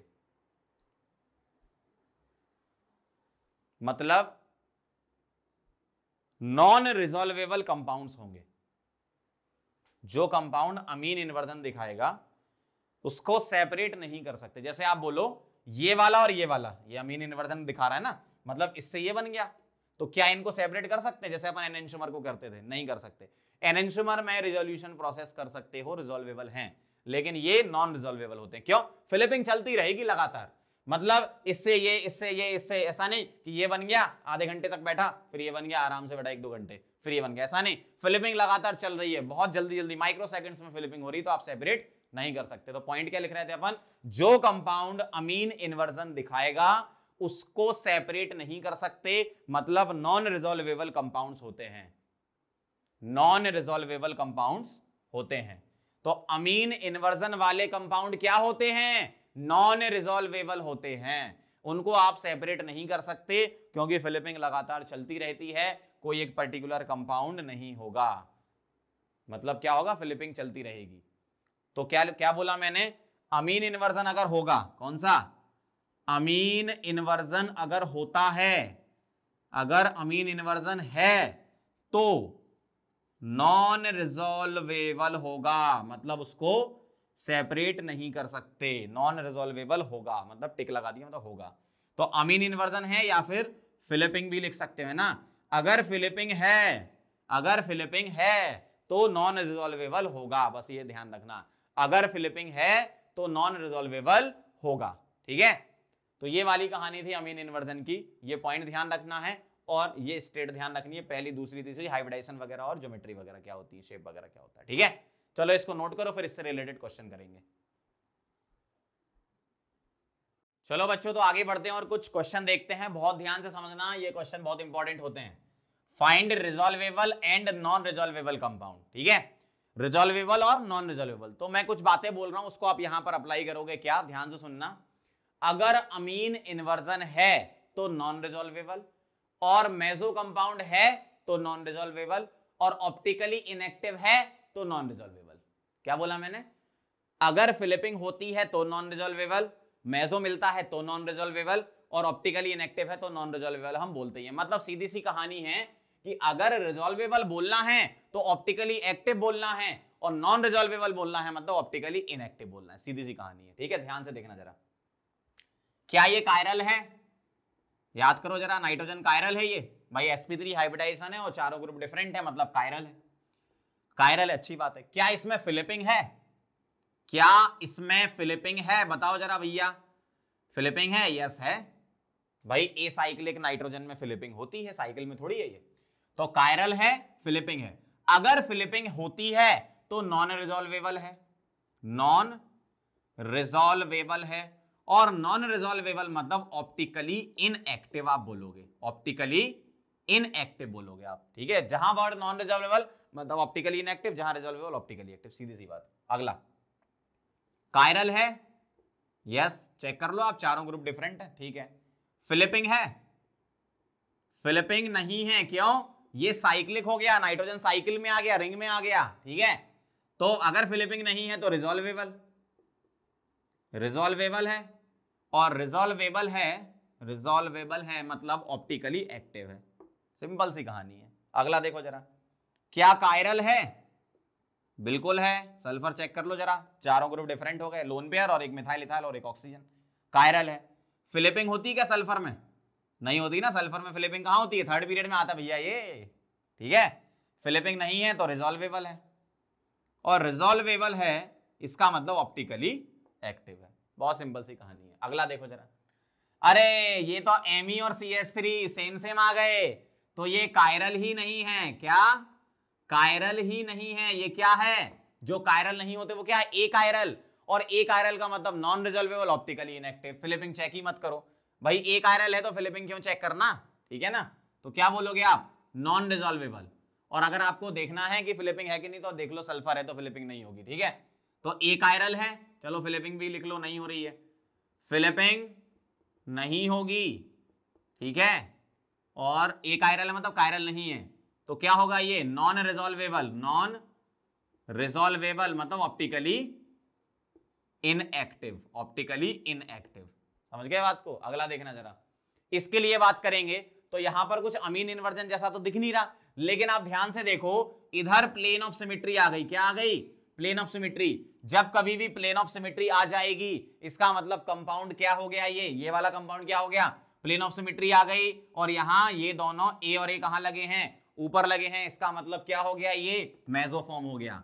मींस में क्या बोलूंगा, मेसो अगर मैंने लिख दिया तो सीधा लिखोगे क्या, नॉन रिजॉल्वेबल, नॉन रिजॉल्वेबल, फिलिपिंग जैसी कुछ बात ही नहीं करनी यहां। और सीधे सीधे लिखोगे ऑप्टिकली इनएक्टिव, ऑप्टिकली इनएक्टिव। अगर मेसो लिख दिया तो नॉन रिजॉल्वेबल, ऑप्टिकली इनएक्टिव, सीधी सी कहानी। मैंने बताया था डिटेल में, इंटरनल कंपनसेशन की वजह से ऐसा होता है। अगला देखो, क्या ये कायरल है, यस है, कायरल है। चलो आगे बढ़ो, क्या इसमें फिलिपिंग है, नहीं है, क्यों, फास्फोरस है ना, ये थर्ड पीरियड में थोड़ी होती है फिलिपिंग, फिलिपिंग नहीं है। अगर फिलिपिंग नहीं होती है तो रिजॉल्वेबल ऑप्टिकली एक्टिव होता है, तो ये क्या है, रिजॉल्वेबल। रिजॉल्वेबल का मतलब क्या हो गया, आप दो मॉलिक्यूल को सेपरेट कर सकते हो, ठीक है, रिजॉल्वेबल और ऑप्टिकली एक्टिव। क्लियर। सेवेंथ देखो, ये नाइट्रोजन का लोन पेयर रेजोनेंस में चला गया, रेजोनेंस में चला गया मतलब ये क्या हो गया, sp2 हो गया। बताया था मैंने आपको नाइट्रोजन का लोन पेयर रेजोनेंस में, क्योंकि लोन पेयर सिंगल डबल। अगर रेजोनेंस में चला गया sp2 हो गया तो सीधा सीधा क्या लिख दोगे, क्या है ये, ए कायरल, ठीक है। और इसमें फिलिपिंग भी नहीं होगी, इसमें फिलिपिंग नहीं होगी, क्यों, sp2 हो गया ना, तो क्या बोल दोगे, फिलिपिंग नहीं हो रही है। और वैसे भी ए कायरल है। देखो अगर ए कायरल लिखा है, अगर ए कायरल लिखा है तो फिलिपिंग चेक करने की जरूरत नहीं है, लेकिन फिर भी मैं आपको एक बार बता देता हूं, ए कायरल लिखा है तो सीधा नॉन रिजॉल्वेबल ऑप्टिकली इनएक्टिव। ए कायरल लिखा है तो सीधे कहां आओ, नॉन रिजॉल्वेबल, नॉन रिजॉल्वेबल, और सीधे लिखो क्या, ऑप्टिकली इनएक्टिव। OIA का मतलब इनएक्टिव, OA मतलब ऑप्टिकली एक्टिव, ठीक है, ध्यान रखना ये optically inactive, optically active, optically active, है ना, optically inactive, optically active, optically inactive, ऐसा है ये। अगर ए कायरल, ध्यान सुनना, अगर ए कायरल है तो फिलिपिंग चेक करने की आपको जरूरत नहीं है, लेकिन मैं आपको एक बार बताते भी जा रहा हूं फिलिपिंग चेक करना है कि नहीं करना है, मतलब क्या आएगा फिलिपिंग में। अगर आप सीधे ए कायरल से ये लिखते हो तो कोई दिक्कत नहीं, क्यों, ए कायरल है तो फिलिपिंग का कोई मतलब नहीं, ए कायरल ऑलरेडी नॉन रिजॉल्वेबल होता है, ऑप्टिकली इनएक्टिव होता है, ठीक है। आगे देखना जरा, 8th वाला, क्या इसमें नाइट्रोजन के पास चारों ग्रुप डिफरेंट हैं, नहीं है, 2 H लगे हैं, लेकिन ध्यान से, ये वाला कार्बन तो कायरल है ना, और एक कायरल कार्बन होता है तो उसका क्या एग्जिस्ट करता है, एनेंटियोमर पेयर, और वो क्या होता है, रिजॉल्वेबल, ठीक है। तो कायरल है, यस है, ठीक। अब इसमें आपको अमीन इन्वर्जन नहीं सोचना, क्यों, नाइट्रोजन पे 2 लोन पेयर लगे हुए हैं, अमीन इन्वर्जन नहीं होगा इसमें, है ना, नाइट्रोजन पे 2 H लगे हुए हैं, लोन पे नहीं, 2 H लगे हुए हैं और एक लोन पेयर लगा हुआ है, तो कायरल है। और सीधी सी बात है, एक कायरल है तो सीधा सीधा क्या लिखोगे आप, रिजॉल्वेबल, रिजॉल्वेबल, क्यों, एनेंटियोमर पेयर बनते हैं जिसको अपन रिजॉल्व कर सकते हैं, मतलब ऑप्टिकली एक्टिव। लेकिन आपसे कोई पूछे बताओ इसमें फिलिपिंग है क्या, अगर ऐसे ही पूछ ले फिलिपिंग है क्या, तो आप बोलोगे फिलिपिंग नहीं है, फिलिपिंग नहीं होगी, क्यों, नाइट्रोजन के पास 2 H लगे हुए हैं, ठीक है। चलो आगे बढ़ो, 9th वाला, कौन है ये, तुम हो मैं हूं तुम ही हो और क्या। क्या इसमें प्लेन ऑफ सिमेट्री दिख रही है, यस दिख रही है। अगर इसमें प्लेन ऑफ सिमेट्री है मतलब ये मेसो दिख रहे हैं, क्यों, यहां कुछ नहीं लिखा होता है तो हम क्या बोलते हैं, मिथाइल बोलते हैं, क्या बोलते हैं, मिथाइल। तो ये मिथाइल लगे हुए हैं और ऊपर लगे हुए हैं, मतलब मेसो है। और अगर आपने मेसो लिख लिया तो मेसो सीधा बोलो नॉन रिजॉल्वेबल ऑप्टिकली इनएक्टिव, नॉन रिजॉल्वेबल, यहां फिलिपिंग की बात ही नहीं करेंगे अपन, नॉन रिजॉल्वेबल ऑप्टिकली इनएक्टिव। अगर आपको मेसो दे दिया तो कुछ फिलिपिंग के बारे में नहीं सोचना है आपको, है ना। इधर आ जाओ, ये देखो मेसो, क्यों, प्लेन ऑफ सिमेट्री हो गई इसमें, मेसो है, मेसो है मतलब नॉन रिजॉल्वेबल, नॉन रिजॉल्वेबल मतलब ऑप्टिकली इनएक्टिव, OIA, ठीक है, ऐसा समझ गया बात को, क्या चेक करना है। अब ध्यान से सुनना जो बात मैं बोल रहा हूं, अगर कायरल है तो ही आप फिलिपिंग देखोगे है या नहीं है। अगर मॉलिक्यूल ही एक कायरल है इसका मतलब फिलिपिंग चेक करनी ही नहीं है। जैसे यहां एक कायरल है, यहां फिलिपिंग की जरूरत नहीं थी, सीधा आप एक कायरल से इस पर आ जाओ, सीधा एक कायरल मतलब ऐसा लिख दो, जहां जहां एक कायरल है ऐसा लिख दो, फिलिपिंग चेक नहीं करनी। लेकिन फिर भी मैंने आपको बता दिया कि होगी कि नहीं होगी, है ना। अगर एक ही कायरल है तो सीधा रिजॉल्वेबल बोलो, इसमें भी आपको फिलिपिंग चेक नहीं करनी थी। अगर कायरल एक ही है, आपके पास एक ही कायरल सेंटर है ना, तो आपको चेक ही नहीं करना। क्यों? मैंने आपको पहले ही बताया था, अगर एक कायरल कार्बन है तो वो तो एनेंटियोमर पेयर बनाएगा ही बनाएगा भाई, और एनेंटियोमर पेयर को रिजॉल्व कर सकते हो, रिजोल्यूशन प्रोसेस में हमने सीखा है। तो अगर एक ही कायरल कार्बन है तो टेंशन ही नहीं लेनी फिलिपिंग की, लेकिन फिर भी यहां बता दिया मैंने। अगर मेसो है तो फिलिपिंग देखनी ही नहीं है, सीधा ऑप्टिकली इनएक्टिव लिखेंगे अपन, सीधा optically inactive, non resolvable. Meso non resolvable होता है, समझ गए बात को। अब कुछ इंपॉर्टेंट पॉइंट के बारे में सुनना, ध्यान से सुनना। All chiral compounds are optically active, बताना जरा, जो कायरल हैं वो ऑप्टिकली एक्टिव हैं क्या? देखो यहां इनएक्टिव है और यहां एक्टिव है, ये दोनों देखो, कायरल होते हुए इनएक्टिव, कायरल होते हुए एक्टिव, इसका मतलब ये ट्रू तो नहीं है ना। All chiral compounds are optically active, ये फॉल्स है। पहला वाला क्या है? फॉल्स है। क्यों फॉल्स है? क्योंकि कायरल होते हुए ऑप्टिकली इनएक्टिव भी हो सकता है, एक्टिव भी हो सकता है। All optically active are chiral, जितने भी ऑप्टिकली एक्टिव हैं वो सारे कायरल हैं। देखो ऑप्टिकली एक्टिव वाले कायरल हैं, ऑप्टिकली एक्टिव वाले कायरल हैं, देखो इसका मतलब ये ट्रू है। ऑप्टिकली एक्टिव होता है तो कायरल होता ही है। All chiral resolvable are optically active, देखो कायरल में रिजॉल्वेबल, कायरल में रिजॉल्वेबल कहां? ये कायरल में रिजॉल्वेबल ऑप्टिकली एक्टिव, कायरल में रिजॉल्वेबल ऑप्टिकली एक्टिव, और कहीं दिख रहा है कायरल में रिजॉल्वेबल ऑप्टिकली एक्टिव, ठीक है, कायरल में रिजॉल्वेबल ऑप्टिकली एक्टिव, मतलब ये भी ट्रू है, समझ गए बात को। तो कायरल रिजॉल्वेबल ऑप्टिकली एक्टिव और all chiral are optically active, ये फॉल्स है। ध्यान से सुनना, सभी कायरल एक्टिव हैं, ये फॉल्स है। इन दोनों एग्जांपल को देख लो आप, कायरल है नॉन रिजॉल्वेबल है, ऑप्टिकली इनएक्टिव है, कायरल है रिजॉल्वेबल है, ऑप्टिकली एक्टिव है। मतलब कायरल के साथ ऑप्टिकली एक्टिव भी हो सकता है, इनएक्टिव भी हो सकता है, एक्टिव भी हो सकता है, इनएक्टिव भी हो सकता है, ठीक है, इसलिए पहला फॉल्स था। सभी ऑप्टिकली एक्टिव कायरल हैं, जहां जहां ऑप्टिकली एक्टिव लिखा है वहां चेक कर लो आप, कायरल है, जहां जहां ऑप्टिकली एक्टिव लिखा है वो सारे कायरल हैं। ऑल कायरल रिजॉल्वेबल कंपाउंड और ऑप्टिकली एक्टिव, जहां कायरल और रिजॉल्वेबल दोनों हैं वहां ऑप्टिकली एक्टिव भी होगा। देख लो आप, एग्जांपल आपके सामने लिखे हैं, समझ गए बात को, किस तरीके से चेक करना है रिजॉल्वेबल और नॉन रिजॉल्वेबल, ठीक है। फिर से फाइनल लाइन बोल रहा हूं, जब कभी भी आपके पास कोई भी कंपाउंड पूछे रिजॉल्वेबल है या नॉन रिजॉल्वेबल, सबसे पहले दिमाग में आप रखो मेसो, कहीं ये मेसो तो नहीं है, अगर मेसो है तो नॉन रिजॉल्वेबल, ठीक है, पहला पॉइंट। दूसरा पॉइंट, कहीं इसमें अमीन इन्वर्जन तो नहीं है, अगर अमीन इन्वर्जन आता है, अगर अमीन इन्वर्जन आता मतलब फिलिपिंग आती है तो नॉन रिजॉल्वेबल होता है, ठीक है। मेसो नॉन रिजॉल्वेबल, सबसे पहले क्या सोचना है? मेसो नॉन रिजॉल्वेबल, फिर सोचना है अमीन इन्वर्जन नॉन रिजॉल्वेबल, और अगर ये दोनों नहीं मिलते हैं तो फिर तीसरा सोचना है कहीं ये सीधे एक आयरल तो नहीं है। अगर सीधे एक आयरल है तो सीधे नॉन रिजॉल्वेबल हो जाएगा, समझ रहे हो, सीधे एक आयरल तो सीधे नॉन रिजॉल्वेबल, समझ गए। अगर ये कुछ भी नहीं है तो फिर रिजॉल्वेबल ही होगा लास्ट में, है ना। तो तीन चीजें ध्यान रखनी है, पहले मेसो चेक करो, फिर फिलिपिंग चेक करो, और फिर एक आयरल चेक करो। मेसो, फिलिपिंग, एक आयरल, तीनों क्या होते हैं? नॉन रिजॉल्वेबल, समझ गए बात को। चलो इसको नोट करो, फिर आगे बढ़ते हैं। चलो बच्चों, तो अब आगे बढ़ते हैं और कुछ स्पेशल केसेस डिस्कस करेंगे ऑप्टिकल आइसोमेरिज्म के। जैसे हमने जीआई में किए थे ना, वैसे यहां पर आते हैं। क्यूमुलिन्स हमने जीआई में पढ़ा था, तो क्या पढ़ा था? Odd number of cumulative double bond GI exhibit कर सकते हैं अगर एंड पे ग्रुप क्या है आपके डिफरेंट है, यही चेक करते थे। यहां पर क्या चेक करना है क्यूमुलिन्स में? यहां चेक करना है इवन नंबर ऑफ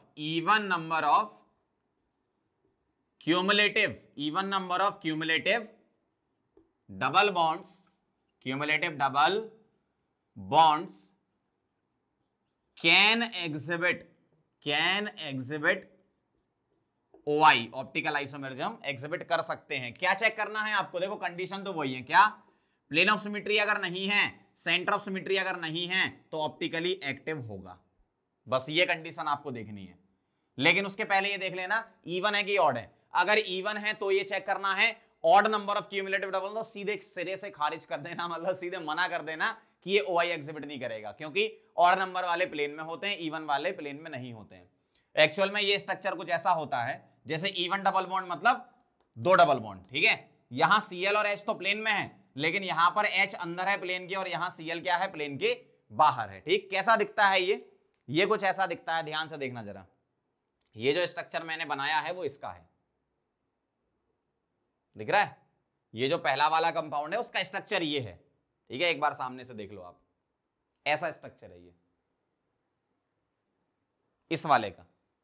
ठीक, तो अब आप जरा ध्यान से देखो, अगर ये स्ट्रक्चर ऐसा है तो इस कार्बन पर ध्यान से देखें ना, इस कार्बन पर ऊपर Cl लगा है और H नीचे लगा है, ठीक है? ये दोनों तो ये इस प्लेन में हो गए, लेकिन यहां जो Cl और H लगे हैं वो इसके परपेंडिकुलर प्लेन में लगे हैं। देख लो आप ध्यान से, दिख रहा है भाई? इसका प्लेन क्या है ये, और इनका प्लेन क्या है ये?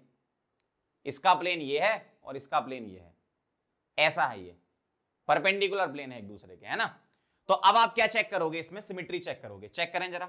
अच्छा देखो, कभी भी इवन नंबर आएंगे तो COS तो चेक करना नहीं है, क्यों? अगर प्लेन ही अलग हैं तो आप डायगोनली अपोजिट कैसे जाओगे भाई? अगर मान लो मैं यहां खड़ा हूं, ठीक है, सेंटर पे खड़ा हूं इस जगह, तो मैं इस वाले में इधर जाऊंगा और इस वाले में इधर जाऊंगा, तो ये तो अलग अलग प्लेन में जा रहे हो ना, तो कभी सेंटर ऑफ सिमेट्री तो आएगी नहीं। तो COS की टेंशन आपको नहीं लेनी है, किसमें? Even number of double bond में। बस POS चेक किया करो आप, है ना? COS तो वैसे नहीं होने वाली क्योंकि अलग अलग प्लेन में है। अगर मैं POS आपको बताऊं, ध्यान से देखना जरा, बहुत आराम से समझना, इसको मैं बताता हूं आपको। स्केल कहां गई मेरी? ये, ठीक है, ध्यान से देखना जरा। ये अगर ये मॉलिक्यूल है तो मैं इस प्लेन के अराउंड काटूं, इस प्लेन के अराउंड ऐसे, ये प्लेन मतलब ये वाला प्लेन जा रहा है, ठीक है, इस प्लेन के अराउंड काटूं ऐसे, ठीक है, ये काटा अपन ने। तो अगर मैं इस प्लेन के अराउंड काटूं तो Cl और H तो इसी प्लेन में आ गए। अब देखो जरा, ऐसा कटेगा मॉलिक्यूल इस तरीके से, ऐसा। तो अगर मॉलिक्यूल ऐसा कटेगा, ये प्लेन अगर मैं लेके चलूंगा ये वाला, तो उसमें हो क्या रहा है? ये Cl आ रहा है और ये पीछे H आ रहा है। देखो, ये Cl आ रहा है और ये H आ रहा है। तो अगर मैं इस प्लेन के अराउंड काटूं ऐसे, इस प्लेन के अराउंड अगर मैं काटूं तो क्या होगा? इधर Cl इधर H, तो POS नहीं आएगी। आप बोलो सर दूसरा प्लेन चूज करके बताओ, ठीक है। अगर मैं इस प्लेन के अराउंड काटूं ऐसे, पहले मैंने कौन सा प्लेन लिया था? ये वाला प्लेन लिया था। प्लेन समझना कौन सा? ये वाला प्लेन लिया था, ठीक है। अब मैं कौन सा प्लेन ले रहा हूं? अब मैं ले रहा हूं ये वाला प्लेन, ठीक है। पहले अपन ने ये लिया था, अब ये वाला प्लेन ले रहा हूं, ठीक है। तो अगर मैं इस प्लेन के अराउंड काटूं, यहां से इसको काटूं, तो यहां ऊपर Cl आ रहा है और नीचे H आ रहा है। देखो, ये H है और ये Cl है, ऐसा हो रहा है। मतलब तब भी सिमेट्री आपको नहीं मिल रही है। इसका मतलब मैं इन शॉर्ट क्या लिख सकता हूं? मैं ये बोल सकता हूं इसमें कि प्लेन ऑफ सिमेट्री नहीं है ना? तो लिख लेते हैं फिर। तो इसमें मैं क्या लिख सकता हूं? POS नहीं है, COS तो वैसे ही नहीं थी क्योंकि अलग अलग प्लेन में है, तो इसकी टेंशन लेनी नहीं, मतलब ये ऑप्टिकली एक्टिव है। इस तरीके से चेक करना है। अब इसमें एक चीज और आती है, इसमें आता है एक एरियल डिस्टेंस वाला, जैसे हमने GI में लिखा था, वहां पे एरियल डिस्टेंस डिफरेंट होते हैं। यहां पर एक पॉइंट लिखेंगे। अगर मैं इसको पॉइंट नंबर 1 और इसको पॉइंट नंबर 2 लिखूं, तो मैं लिखूंगा aerial distance must be same. Aerial distance क्या होना चाहिए? सेम होना चाहिए। वहां क्या होना चाहिए? डिफरेंट। सेम का मतलब क्या है? यहां पर सेम का मतलब अगर मैं आपको बताऊं तो सेम का मतलब यह है कि इस वाले ग्रुप को अगर मैं पकड़ूं तो यहां से लेकर इस ग्रुप तक की डिस्टेंस अगर तुम्हारी L1 है और इस ग्रुप तक की डिस्टेंस अगर तुम्हारी L2 है, तो यहां पर L1 is equal to L2 होता है, बराबर होते हैं। ये कैसे होते हैं ध्यान से देखना जरा, क्योंकि अलग प्लेन में है ना। देखना, ऐसा लिखा है। ये कैसा रखा है? ऐसा। अगर मैं आपसे बोलूं बताओ, इधर ये Cl है, ठीक है, ये Cl से इस Cl तक की डिस्टेंस क्या है? क्या मानी? इस Cl से Cl तक की L2 मानी। और इस Cl से इस H तक की डिस्टेंस क्या है? L1। तो देखो जरा, ये वाली डिस्टेंस और ये वाली डिस्टेंस सेम ही तो है। अरे भैया ऐसा रखा है, ये देखो ऐसा रखा है। तो अगर मैं यहां खड़ा हूं, इधर से देख रहा हूं मैं, ठीक है, ध्यान से देखना, मैं इधर से देख रहा हूं, तो इधर से इधर जाने पर मुझे Cl उतनी ही डिस्टेंस पे दिख रहा है और H भी उतनी ही डिस्टेंस पे दिख रहा है, क्योंकि ये ऐसे हैं, ऐसे रखे हैं ये ऐसे। तो मैं इधर से इधर जाऊं तो सेम है इधर से इधर जाने पर, है ना। मतलब एरियल डिस्टेंस सेम रहेगी, क्योंकि ये एक्चुअल में ऐसे रखे हुए हैं, ऐसे, ये ऐसे रखे हुए हैं, मतलब ये मॉलिक्यूल कुछ ऐसा है, देखो ऐसा रखा हुआ है। तो इस वाले Cl से इधर Cl तक की डिस्टेंस L2 है और इस वाले से इधर L1 है, तो ये डिस्टेंस और ये डिस्टेंस सेम ही तो है ना, तो एरियल डिस्टेंस सेम होना चाहिए। सेकंड वाला एग्जांपल चेक करके बताओ जरा, सेकंड वाला एग्जांपल बताओ मुझे चेक करके, क्या ये OI एग्जिबिट कर सकता है? बोलो, क्या ये OI एग्जिबिट कर सकता है? कितने डबल बॉन्ड है? 1 2 3। अरे भैया ये क्या आ गया? Odd number of double bond आ गए। क्या आ गए? ये ऑड डबल बॉन्ड आ गए, odd number of cumulative, odd number of cumulative double bonds आ गए, और ऑड नंबर में GI एग्जिबिट होता है, OI नहीं होता। क्यों? ये पूरा का पूरा स्ट्रक्चर क्या बोलते हो आप, ये जो ग्रुप लगे हैं ये प्लेन में लगे हैं इस स्ट्रक्चर में, पूरे स्ट्रक्चर में, ठीक है। तो odd number of cumulative double bond है, तो ये GI करेगा भैया, OI नहीं करेगा ये। क्यों? ध्यान से देखो जरा, अब ये ऐसे हो गए, कैसे हो गए? ऐसे। अब तो ये प्लेन में आ गया ना, क्यों? देखो भाई अब ये इस प्लेन में आ गए, पूरे इस प्लेन में आ गए ना ये पूरे इस प्लेन में। तो देखो जरा, BR सेम प्लेन में, HS सेम प्लेन में, तो प्लेनर हो गया ना, तो OI एग्जिबिट नहीं करेगा, प्लेन ऑफ सिमेट्री आ गई आपकी, तो ये GI करेगा। समझ गए बात को? तो क्यूमुलेटिव डबल बॉन्ड में क्या चेक करना है आपको? पहली बात तो इवन डबल बॉन्ड होनी चाहिए लगातार, और उसके बाद POS चेक करनी है। COS चेक मत करो क्योंकि अलग अलग प्लेन में होंगे, तो आप सीधे सीधे POS चेक करके बता सकते हो, है ना। अगर odd number of cumulative double bond आ गए तो सीधा बोलो GI करेगा, OI नहीं करेगा, है ना, अगर एंड ग्रुप यहां पर डिफरेंट है। अगर ऐसा बना देते, ध्यान से देखना, अगर तीसरे नंबर पे एक बना के और बता रहा हूं, अगर वो ऐसा लिख देते, बताओ GI OI में से कौन एग्जिबिट करेगा? तो 1 2 3 लगातार डबल बॉन्ड है, तो GI एग्जिबिट कर सकता है। एंड ग्रुप देख लो, HH सेम, HH सेम, मतलब GI भी नहीं करेगा। अब ऐसा नहीं कि sir odd number of double bond करता तो है, odd number of double bond GI show कर सकता है, ये भी तो चेक करो कि यहाँ एंड ग्रुप डिफरेंट है, मतलब यहाँ HH लगा है, यहाँ HH लगा है, ये दोनों डिफरेंट होने चाहिए थे, ये दोनों डिफरेंट होने चाहिए थे यहाँ पे, है ना। और OI तो ये वैसे भी नहीं कर रहा है, क्यों? क्योंकि प्लेनर है, ठीक है। अगला देखो स्पाइरो कंपाउंड, इसके लिए भी डेफिनेशन अपन ऐसे ही लिखेंगे, क्या? इवन नंबर ऑफ रिंग्स या spiro compounds can exhibit OI। क्या चेक करना है? POS नहीं होनी चाहिए, COS नहीं होनी चाहिए, तो ऑप्टिकली एक्टिव है। और आपको चेक क्या करना, देखो वैसे भी अगर अलग अलग प्लेन है तो COS की टेंशन नहीं लेनी, आपको सिर्फ POS देखना है। COS आप टेंशन मत लो, अगर even number of double bond और इवन नंबर ऑफ रिंग लगी हुई हैं तो COS की टेंशन मत लो, वो अलग अलग प्लेन में होती हैं, ठीक है।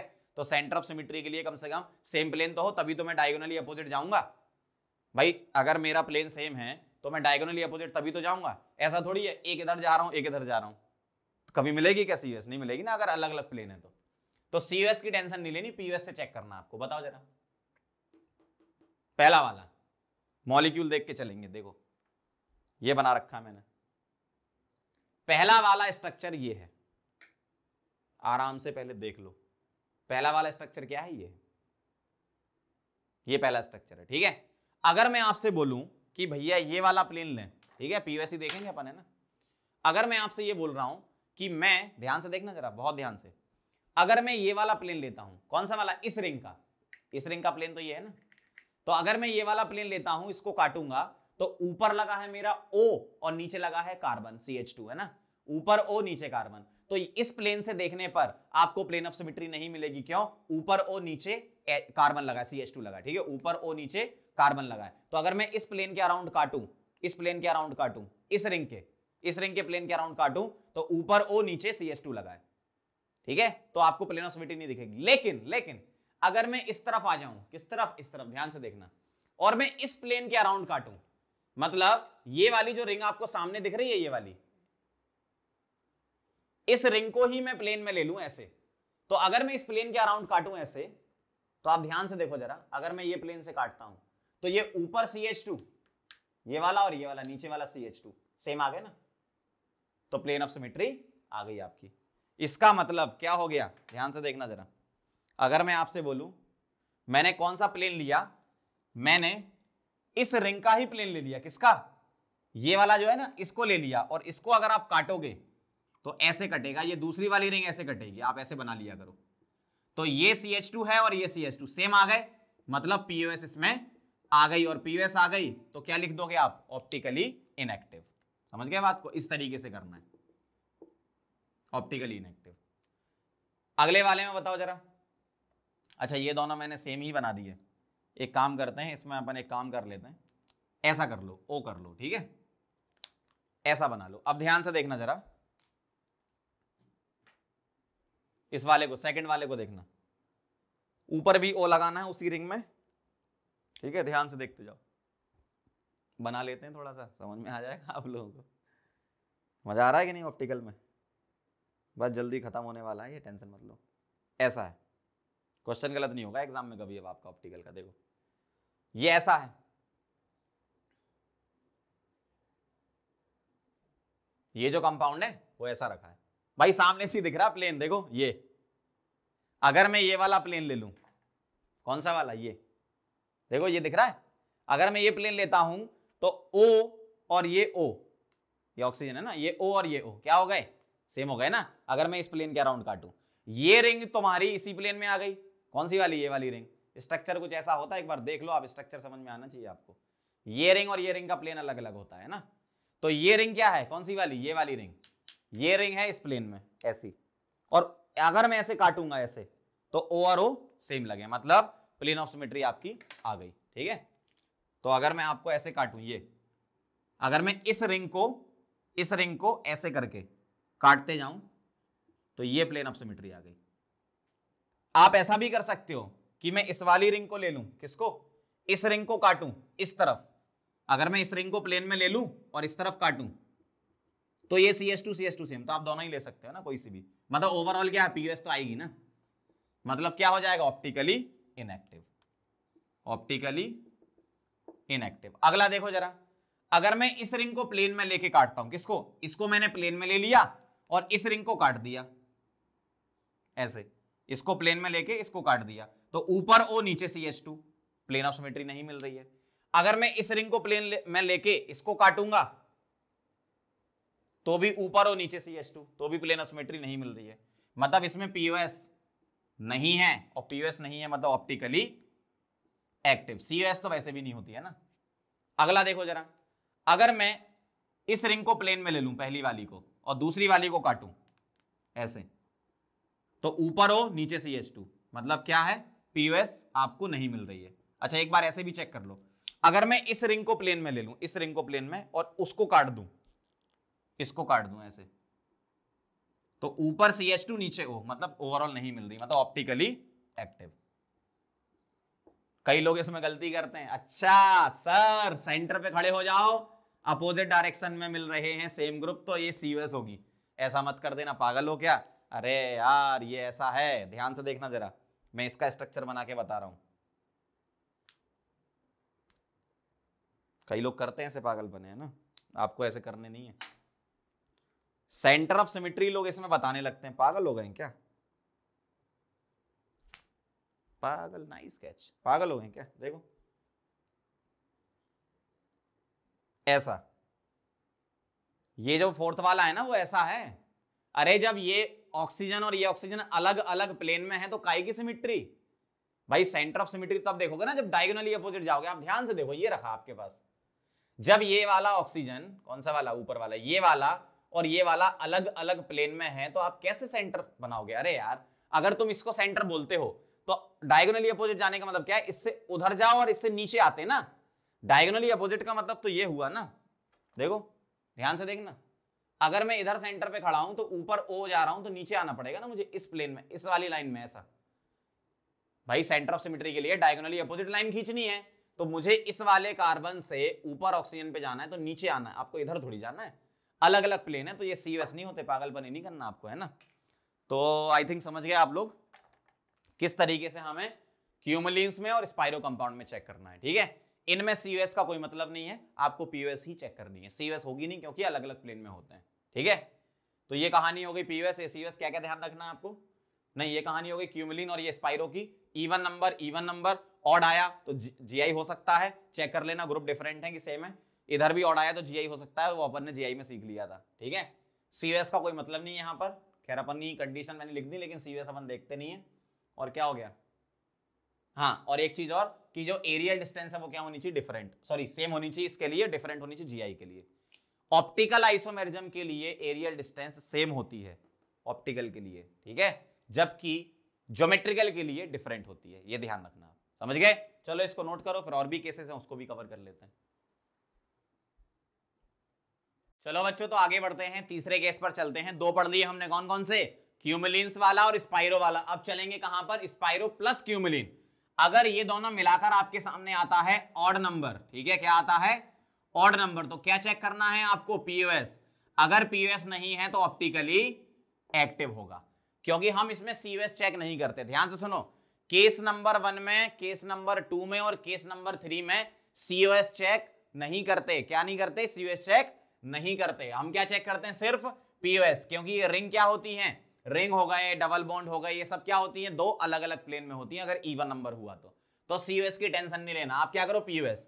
और POS चेक करने के लिए आप क्या करो, जैसे CH3H और CH3H ऐसा लगा हुआ है, तो आप क्या करो, CH3H इस वाले को एक प्लेन में ले लो, किसको, इसको एक प्लेन में ले लो और इसको काट दो, मतलब इसको प्लेन में लेके आगे बढ़ जाओ, मतलब इसको प्लेन में लेके जब काटोगे तो ऐसा दिखेगा आपको, देखना, तो जो रिंग है वो ऐसी दिखेगी, ऊपर मिथाइल नीचे H, मतलब POS नहीं है, और POS नहीं है तो ऑप्टिकल एक्टिव। सिंपल भाई, यहां मिथाइल है और H है, अलग अलग ग्रुप लगे हैं ना यहाँ पर, अगर दोनों सेम होते तो POS हो जाती।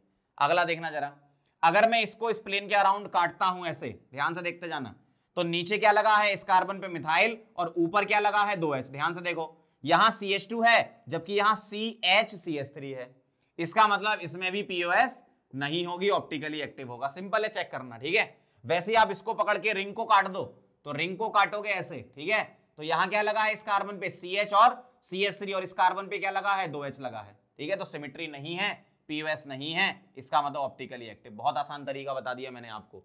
आप क्या करो, रिंग को काट दो, ठीक है, रिंग को क्या करो, काट दो, अगर इवन नंबर है तो। ऑड है तो डायरेक्ट ही सीधा मना कर देना, अगर ऑड आते हैं तो डायरेक्ट मना कर देना, क्योंकि प्लेन ऑफ सिमेट्री होती है ऑड में, है ना। लेकिन अगर इवन आते हैं तो आपको रिंग को काटना है और चेक करना है ऊपर नीचे ग्रुप, ठीक है। तो इस तरीके से हमने चेक कर लिया। फोर्थ वाली कंडीशन भी इसी जैसी ही है। दो अगर फिनाइल रिंग लगी है तो उसको बेटा बाइफिनाइल बोलते हैं। दो अगर फिनाइल है तो उसको क्या बोलते हैं, बाइफिनाइल। तो एक रिंग ऐसी है तो दूसरी रिंग परपेंडिकुलर है, मैंने बताया था आपको ये GI पढ़ाते टाइम। एक रिंग अगर ऐसी है तो दूसरी परपेंडिकुलर है, ऐसी। तो आप क्या करो, इसमें भी वैसी काटो, इस रिंग को काटो, अगर मैंने इसको प्लेन में ले लिया तो इस रिंग को काटो, क्या लगा है, NO2 और COH अलग अलग जगह लगे हैं, इसका मतलब डिफरेंट है, ठीक है। अब देखना जरा, इस रिंग को काटूंगा, यहां भी NO2 COH अलग अलग जगह लगे हैं ऊपर नीचे, और ये भी डिफरेंट है, मतलब प्लेन ऑफ सिमेट्री आपको नहीं मिलेगी, मतलब ऑप्टिकली एक्टिव। इसमें भी आपको COS चेक नहीं करना। ध्यान से सुनना, कौन कौन से केस हो गए, पहला, दूसरा जो पीछे पड़े थे, तीसरा और चौथा, इनमें COS नहीं देखना, क्यों, अलग अलग प्लेन में होते हैं ये, है ना। तो अब क्या देखना, POS, तो POS के लिए आप रिंग को काट दो ऐसे, ठीक है, क्योंकि यहां पर बल्कि ग्रुप लगे होते हैं, तो ये रिंग क्या है, अपोजिट प्लेन में होती है ऐसी, ठीक है। तो रिंग अगर अपोजिट प्लेन में है तो COS सोचना ही नहीं, आपको POS सोचना, मतलब रिंग काट के देख लो, ऐसे यहां बढ़ो। अगर मैंने इस रिंग को काटा तो Me और ET ये क्या है, डिफरेंट है, तो दूसरी रिंग को काट के देखो, दोनों जगह देखना, इसको काट के देखा, ये दोनों क्या आ गए, सेम आ गए, मतलब मैं बोलूंगा यस POS है। क्यों, अगर मैं इस वाली रिंग को प्लेन में लेके ही काट दूं तो ये ऊपर नीचे सेम आ गए ना, मतलब POS है, मींस ऑप्टिकली एक्टिव। ऐसे चेक करना, रिंग को काट लिया करो आप। टरफिनाइल का थोड़ा अलग केस है, इसमें क्या चेक करना है आपको, इसमें POS भी देखना है और COS भी देखना है, दोनों देखना है। फिर सुन लो जरा ध्यान से, case number 1, special case number 1, 2, 3 और 4 COS का कोई मतलब नहीं, लेकिन टरफिनाइल में COS देखना पड़ेगा आपको। क्यों, क्योंकि होता क्या है, जो पहली रिंग है और तीसरी रिंग है वो सेम प्लेन में होती, दूसरी परपेंडिकुलर होती उसके। अगर दूसरी को आप बनाओ तो दूसरी एक्चुअल में परपेंडिकुलर प्लेन में होती है ऐसी, तो दूसरी कैसी प्लेन में है, परपेंडिकुलर प्लेन में। परपेंडिकुलर प्लेन का मतलब क्या है, अगर ये रिंग इस प्लेन में है तो दूसरी वाली रिंग अलग प्लेन में होती है ऐसी। एक बार बताता हूं आपको, ठीक है, कॉपी कहीं अपनी बुक्स, ये देखो ध्यान से देखना जरा। अगर पहली वाली टरफिनाइल में, अगर पहली वाली इस प्लेन में है, टरफिनाइल में पहली वाली इस प्लेन में है, तो दूसरी रिंग इसके परपेंडिकुलर प्लेन ऐसी होती है, और तीसरी रिंग का और पहली रिंग का प्लेन सेम होता है। समझना बात को, समझ पा रहे हो। ये ऐसी है, दूसरी ऐसी है, और तीसरी और पहली का प्लेन सेम है, तो आपको यहां COS चेक करना पड़ सकता है। ठीक है, तो आप ध्यान से देखना, आप पहले तो POS चेक करो, कैसे, रिंग काट के देखो, कौन सी, पहली और तीसरी काट लो, क्योंकि दूसरी का ही प्लेन लेके हम काटते हैं। सेकंड वाली रिंग ऐसी है और उसी को काटना है आपको, है ना। तो ध्यान से देखना, अगर दूसरी रिंग को प्लेन लेके काटूंगा तो पहली और तीसरी कटेगी, क्योंकि पहली तीसरी सेम प्लेन में। अब यहां BR है, इधर H है, प्लेन ऑफ सिमेट्री नहीं है। इधर BR है, इधर H है, प्लेन ऑफ सिमेट्री नहीं है, तो POS इसमें नहीं है। अब चेक करो COS, कैसे, सेंटर वाली रिंग पर खड़े हो जाओ, सेंटर वाली रिंग पर हर एक ग्रुप के अपोजिट चलते जाओ। जैसे यहां तुम इधर गए, BR मिला, इसके अपोजिट गए, BR मिला, इधर से तुम इधर अपोजिट गए, BR मिला, इधर अपोजिट गए, BR मिला, इधर अपोजिट गए, CL मिला, इधर अपोजिट गए, CL मिला, मतलब सेंटर ऑफ सिमेट्री है। और अगर कोई भी एक आ जाता है तो ऑप्टिकली इनएक्टिव हो जाता है। समझ गए बात को, बहुत आसान है। इधर आ जाओ, पहली और तीसरी को काटो, पहली को काटा, तीसरी को काटा, BR H, यहां BR, यहां H, प्लेन ऑफ सिमेट्री नहीं है, तो POS इसमें नहीं है। COS चेक करेंगे, सेंटर पे खड़े हो जाओ, इधर से तुम यहां गए, BR मिला, और इसके अपोजिट गए, CL मिला, अब यही डिफरेंट मिल गए, तो COS नहीं होगी।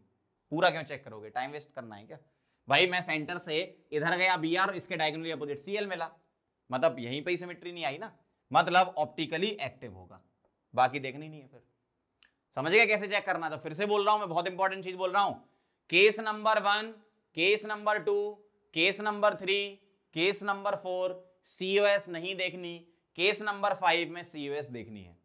पहले POS देख लो, फिर COS देख लेना केस नंबर 5 में, टर्फेनाइल में। और कैसे करना है, सारे क्वेश्चन मैंने बता दिया। रिंग को काट के देख लो, सभी रिंग को काट के देख लो, ठीक है। इसमें पहली और तीसरी को काट के देख लो, क्योंकि दूसरे को ही हम सेम प्लेन में मान लेते हैं, तो पहली तीसरी आप काट लो, दूसरे को प्लेन लेकर काट देते हैं। समझ गए बात को, इसको नोट करो, फिर आगे और केस बच्चे उसको भी कवर करते हैं। चलो बच्चों आगे बढ़ते हैं। हेट्रोसाइक्लिक का एक एग्जांपल लेते हैं। एक्चुअल में 2 एग्जांपल है हेट्रोसाइक्लिक के, ध्यान से देखना जरा। मुझे इसमें क्या चेक करना है, POS और COS, ठीक है। जैसे अपन साइक्लिक में देखते थे वैसे इसमें देखेंगे। चलो प्लेन सोचो जरा, कोई ऐसा प्लेन है क्या जिससे सिमेट्री आ रही है? यस है। कौन सा वाला? ये वाला प्लेन। इस प्लेन के अराउंड काट दो। इस प्लेन का मतलब क्या है, एक्चुअल में ये रिंग जो है वो ऐसी रखी हुई है, ठीक है। अगर मैं रिंग बताऊं तो रिंग ऐसी रखी हुई है, ध्यान से देखना जरा। रिंग ऐसी रखी हुई है, ये जो रिंग है ना वो ऐसी रखी है, और मिथाइल लगा हुआ है, मिथाइल लगा हुआ है ऊपर, और यहां मिथाइल नीचे। तो मैं क्या कह रहा हूं आपसे, आप ऊपर से नीचे का ही प्लेन ले लो। कौन सा वाला? ऊपर से नीचे का पूरा प्लेन ले लो। मतलब जब आप ये प्लेन लोगे, ये प्लेन का मतलब क्या है, मैं कैसा वाला प्लेन ले रहा हूं, कौन सा वाला प्लेन ले रहा हूं, ध्यान से देखना। मैं ले रहा हूं ये CH3 के साथ इस H को, और इस CH3 के साथ इस H को, ये पूरा प्लेन ले रहा हूं, ठीक है। ऐसे आप समझो मैं क्या कर रहा हूं, ये प्लेन ले रहा हूं। कौन सा वाला? ये ऊपर से नीचे वाला। और ऊपर से नीचे वाला प्लेन लोगे तो NH के सामने NH आएगा और CO के सामने CO आएगा, मतलब वो कुछ ऐसा दिखेगा कि आपने रिंग को ऐसे काट दिया, मतलब आपने ऐसे काट दिया रिंग को। ऐसे काटने का मतलब क्या? ऊपर से काटा आपने, ऊपर से। तो ये सेम, ये सेम, मतलब POS है। और POS है तो ऑप्टिकली इनएक्टिव। अगर एक ही आ गया POS है तो दूसरा क्यों चेक करोगे COS? अगर करना चाहते हो तो सेंटर पे खड़े होके देख लो, इधर चले NH, इधर चले CO, अलग अलग मिल गए, तो COS नहीं है। अगर आपकी इच्छा है कि नहीं सर हमें COS भी बताओ, तो देख लो, नहीं है। अगला देखना जरा, अगर मैं यही वाला प्लेन यहां पे लेता, CH3H और HCH3, ये वाला प्लेन ऐसे काटता ऊपर से, तो ये ऐसा कटता। तो अब NH के सामने CO और CO के सामने NH, तो POS नहीं होती। लेकिन अब COS हो जाती। कैसे? सेंटर पर अगर मैं खड़ा हूं तो NH NH same same, CO CO same same, centre से H H सेम सेम, और मिथाइल मिथाइल सेम सेम। सारे चेक करना है आपको, है ना। इसका मतलब COS है, और अगर COS है तो ऑप्टिकली इनएक्टिव। यहां POS थी, वहां COS है, ठीक है। इस तरीके से चेक करना। समझ गए कौन सा प्लेन लिया मैंने? ऊपर से प्लेन ले लिया, सामने से मैंने ऐसे काट दिया ऐसे। और अगर मैं इस प्लेन में काटता हूं तो H और ME और H क्या है, वो सेम प्लेन में आ जाएंगे ना। अगर आप चाहो तो इसका डायग्राम ऐसे भी बना के कर सकते हो। देखना, NH CO NH CO, और इधर डार्क में ME, डैश में H, और इधर डैश में H, डार्क में ME। ठीक है, तो आप कौन सा वाला प्लेन ले रहे हो, ये वाला प्लेन ले रहे हो ना, सामने से काट रहे हो, सामने से काटोगे तो ये तो प्लेन में ही आ जाएंगे, और यहां NH के सामने NH और CO के सामने CO, तो POS मिल जाएगी आपको। इस तरीके से आप कर सकते हो, है ना, समझ गए बात को, स्पेशल केसेस। चलो इसको नोट कर लो। चलो बच्चों, तो आगे बढ़ते हैं, और आज का असाइनमेंट देखो आपका क्या है, असाइनमेंट नंबर 9 ऑप्टिकल पार्ट 5, ठीक है। तो इसमें मैंने आपको ये क्वेश्चन लिख रखे हैं, इसमें एक क्वेश्चन जो है वो GOC का है, ध्यान से करना इसको। पहले ही पेज पर है शायद, क्वेश्चन नंबर 3 अमीन इन्वर्जन से रिलेटेड है, एनर्जी प्रोफाइल डायग्राम का, उसकी पोटेंशियल एनर्जी और हाइब्रिडाइजेशन वाला, तो ये आप कर लोगे आराम से, है ना। तो क्वेश्चन नंबर 3 हो जाएगा आपका। क्वेश्चन नंबर 13 अब आइसोमेरिज्म वाले चैप्टर से स्टार्ट होते हैं, है ना। तो क्वेश्चन नंबर 13 में क्या पूछा है, among the following the optical inactive compound is. तो आज जो मैंने आपको अमीन इन्वर्जन के केसेस बताए हैं और जो आपको क्यूमुलेटिव वाले केसेस बताए हैं, उसको मिला के इन्होंने क्वेश्चन में डाला है। तो आपको ऑप्टिकल इनएक्टिविटी के लिए क्या चेक करना है आपको पता है, ठीक है। मैंने आपको पर्टिकुलर टॉपिक में बता रखा है कि किस में क्या चेक करना है, तो आप कर लोगे। Plane of symmetry, centre of symmetry वगैरह हो जाएगा, आप देख लेना एक बार। क्वेश्चन नंबर 16 देखना। क्वेश्चन नंबर 16 में क्या पूछा है, विच of the following molecule is chiral. Chiral पूछा है, मतलब आपको ऑप्टिकल एक्टिविटी चेक करना है, ऑप्टिकल एक्टिव है या नहीं है। जैसे इसमें बहुत सारे मॉलिक्यूल आपको दे रखे हैं, तो आप क्या चेक करो, इसमें प्लेन ऑफ सिमेट्री चेक करो और उसके बाद सेंटर ऑफ सिमेट्री चेक करो, है ना। तो POS COS अगर दोनों आपकी नहीं है तो ही क्या होगा, ऑप्टिकली एक्टिव होगा, ठीक है। तो ऑप्टिकल एक्टिविटी की कंडीशन है ये। कई सारे क्वेश्चन आप पहले भी कर चुके हो ऐसे। 34 वाला देखना, 34 बहुत बढ़िया। क्वेश्चन नंबर 34 में क्या कह रहे हैं, the separation of racemic mixture into pure enantiomer is term, definition है, रेजोल्यूशन होता है ना।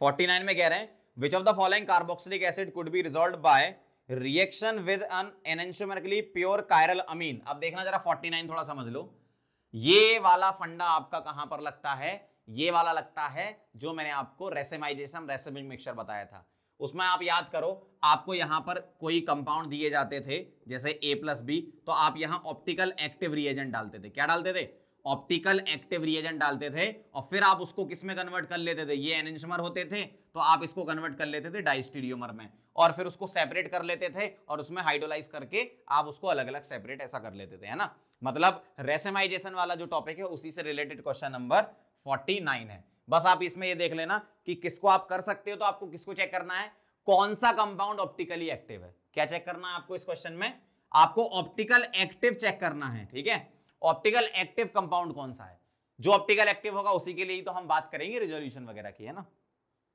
तो क्वेश्चन नंबर 49 हो गया, 59 पे आ जाओ। 59 में क्या कह रहे हैं, an aqueous solution containing compound A and B shows optical activity, ठीक है। और ये कह रहे हैं A and B are stereo isomer, optical activity भी दिखा रहे हैं और स्टीरियो आइसोमर भी हैं, ठीक है। तो अब इनका कहना ये कि which of the following possibility can not be correct. पहला ऑप्शन कह रहे हैं A has 2 chiral centre but B does not have any because it has plane symmetrical plane. अब एक बार बताओ, अगर दोनों आइसोमर हैं तो A में जितने कायरल कार्बन होंगे उतने B में तो होंगे ना, तभी तो आप कंपेयर कराओगे। ऐसा थोड़ी है कि A में 2 कायरल कार्बन है, B में कायरल कार्बन ही ना हो। तो यही आंसर आ गया इसका, है ना। 82 वाला देखना जरा।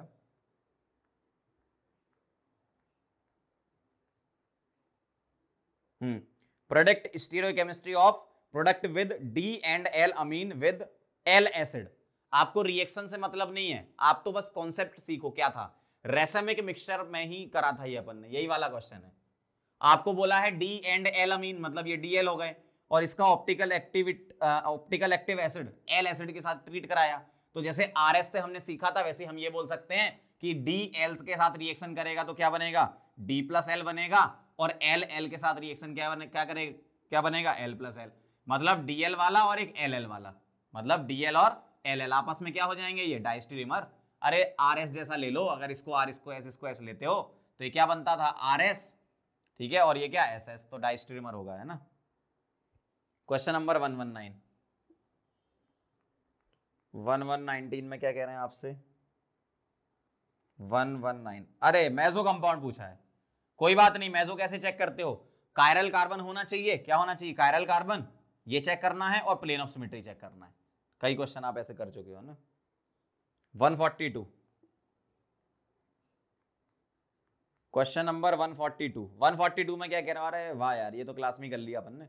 एरियल डिस्टेंस पूछा है, ऑप्टिकल आइसोमेर जब एग्जिबिट करता है तो एरियल डिस्टेंस बताना है। अच्छा, ऑप्टिकल आइसोमेर जब एग्जिबिट करे या ना करे, एरियल डिस्टेंस पे तो आप कमेंट कर सकते हो कि सेम होगी कि अलग होगी, वो तो डिपेंड करता है। ग्रुप अगर सेम हो गए तो ऑप्टिकल आइसोमेर जब एग्जिबिट नहीं करेगा, डिफरेंट हो गए तो कर जाएगा। लेकिन एरियल डिस्टेंस तो आप दोनों के लिए बता सकते हो, चाहे कंपाउंड ऑप्टिकल एक्टिविटी दिखाए या नहीं दिखाए। किसमें? क्यूमुलिन्स में।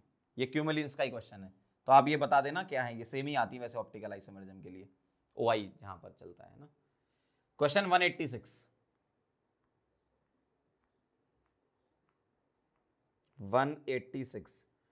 Number of diastereomer of the given compound. 186 थोड़ा अच्छा सा क्वेश्चन है, आपको इन्होंने पहले से ही बना के दे रखा है। ये इन्होंने एक स्ट्रक्चर पहले से ही बना के दे रखा है। क्या मैं इसको मेसो बोल सकता हूं? यस बोल सकता हूं। क्यों? फिशर प्रोजेक्शन बना रखा है, बीच से प्लेन ऑफ सिमेट्री आ गई। अब मुझे इसके डायस्टेरियोमर बनाने, तो क्या करो पता है, एक बार आप इधर Cl कर दो और इधर H कर दो, इधर स्विच कर दो, तो एक डायस्टेरियोमर ये हो जाएगा उस पर्टिकुलर कंपाउंड का, उसका और इसका रिलेशन डायस्टेरियोमर होगा। और क्या होगा, इसको मत छेड़ो, इसको मत छेड़ो, इसको छेड़ दो,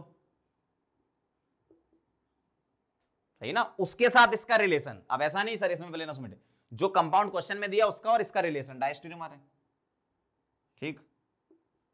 अब इन दोनों को मत छेड़ो, इसको छेड़ दो, तो ये 3 स्ट्रक्चर आपके पॉसिबल है उसके लिए। तो उसके कितने डायस्टेरियोमर बनेंगे? 3, ठीक है। तो ये हो जाएगा आपका। तो ये क्वेश्चन की मैंने आपको हिंट दे दी, और कुछ क्वेश्चन तो सीधे सीधे थे, डायरेक्ट तो आंसर भी बता दिए, ठीक है। तो आप लोग इसको टाइम से बिल्कुल करें, अच्छे से प्रैक्टिस करें और लेक्चर को रिवाइज करते रहें, क्योंकि अब सिलेबस बहुत सारा बढ़ता जा रहा है। लेक्चर जितने भी अपने आए हैं उसको आप बार बार देखें, ठीक है। जिस भी लेक्चर में आपको डाउट लग रहा है आप बिल्कुल उसको देखें और डाउट पूछें, ठीक है। चलो इसको नोट कर लो।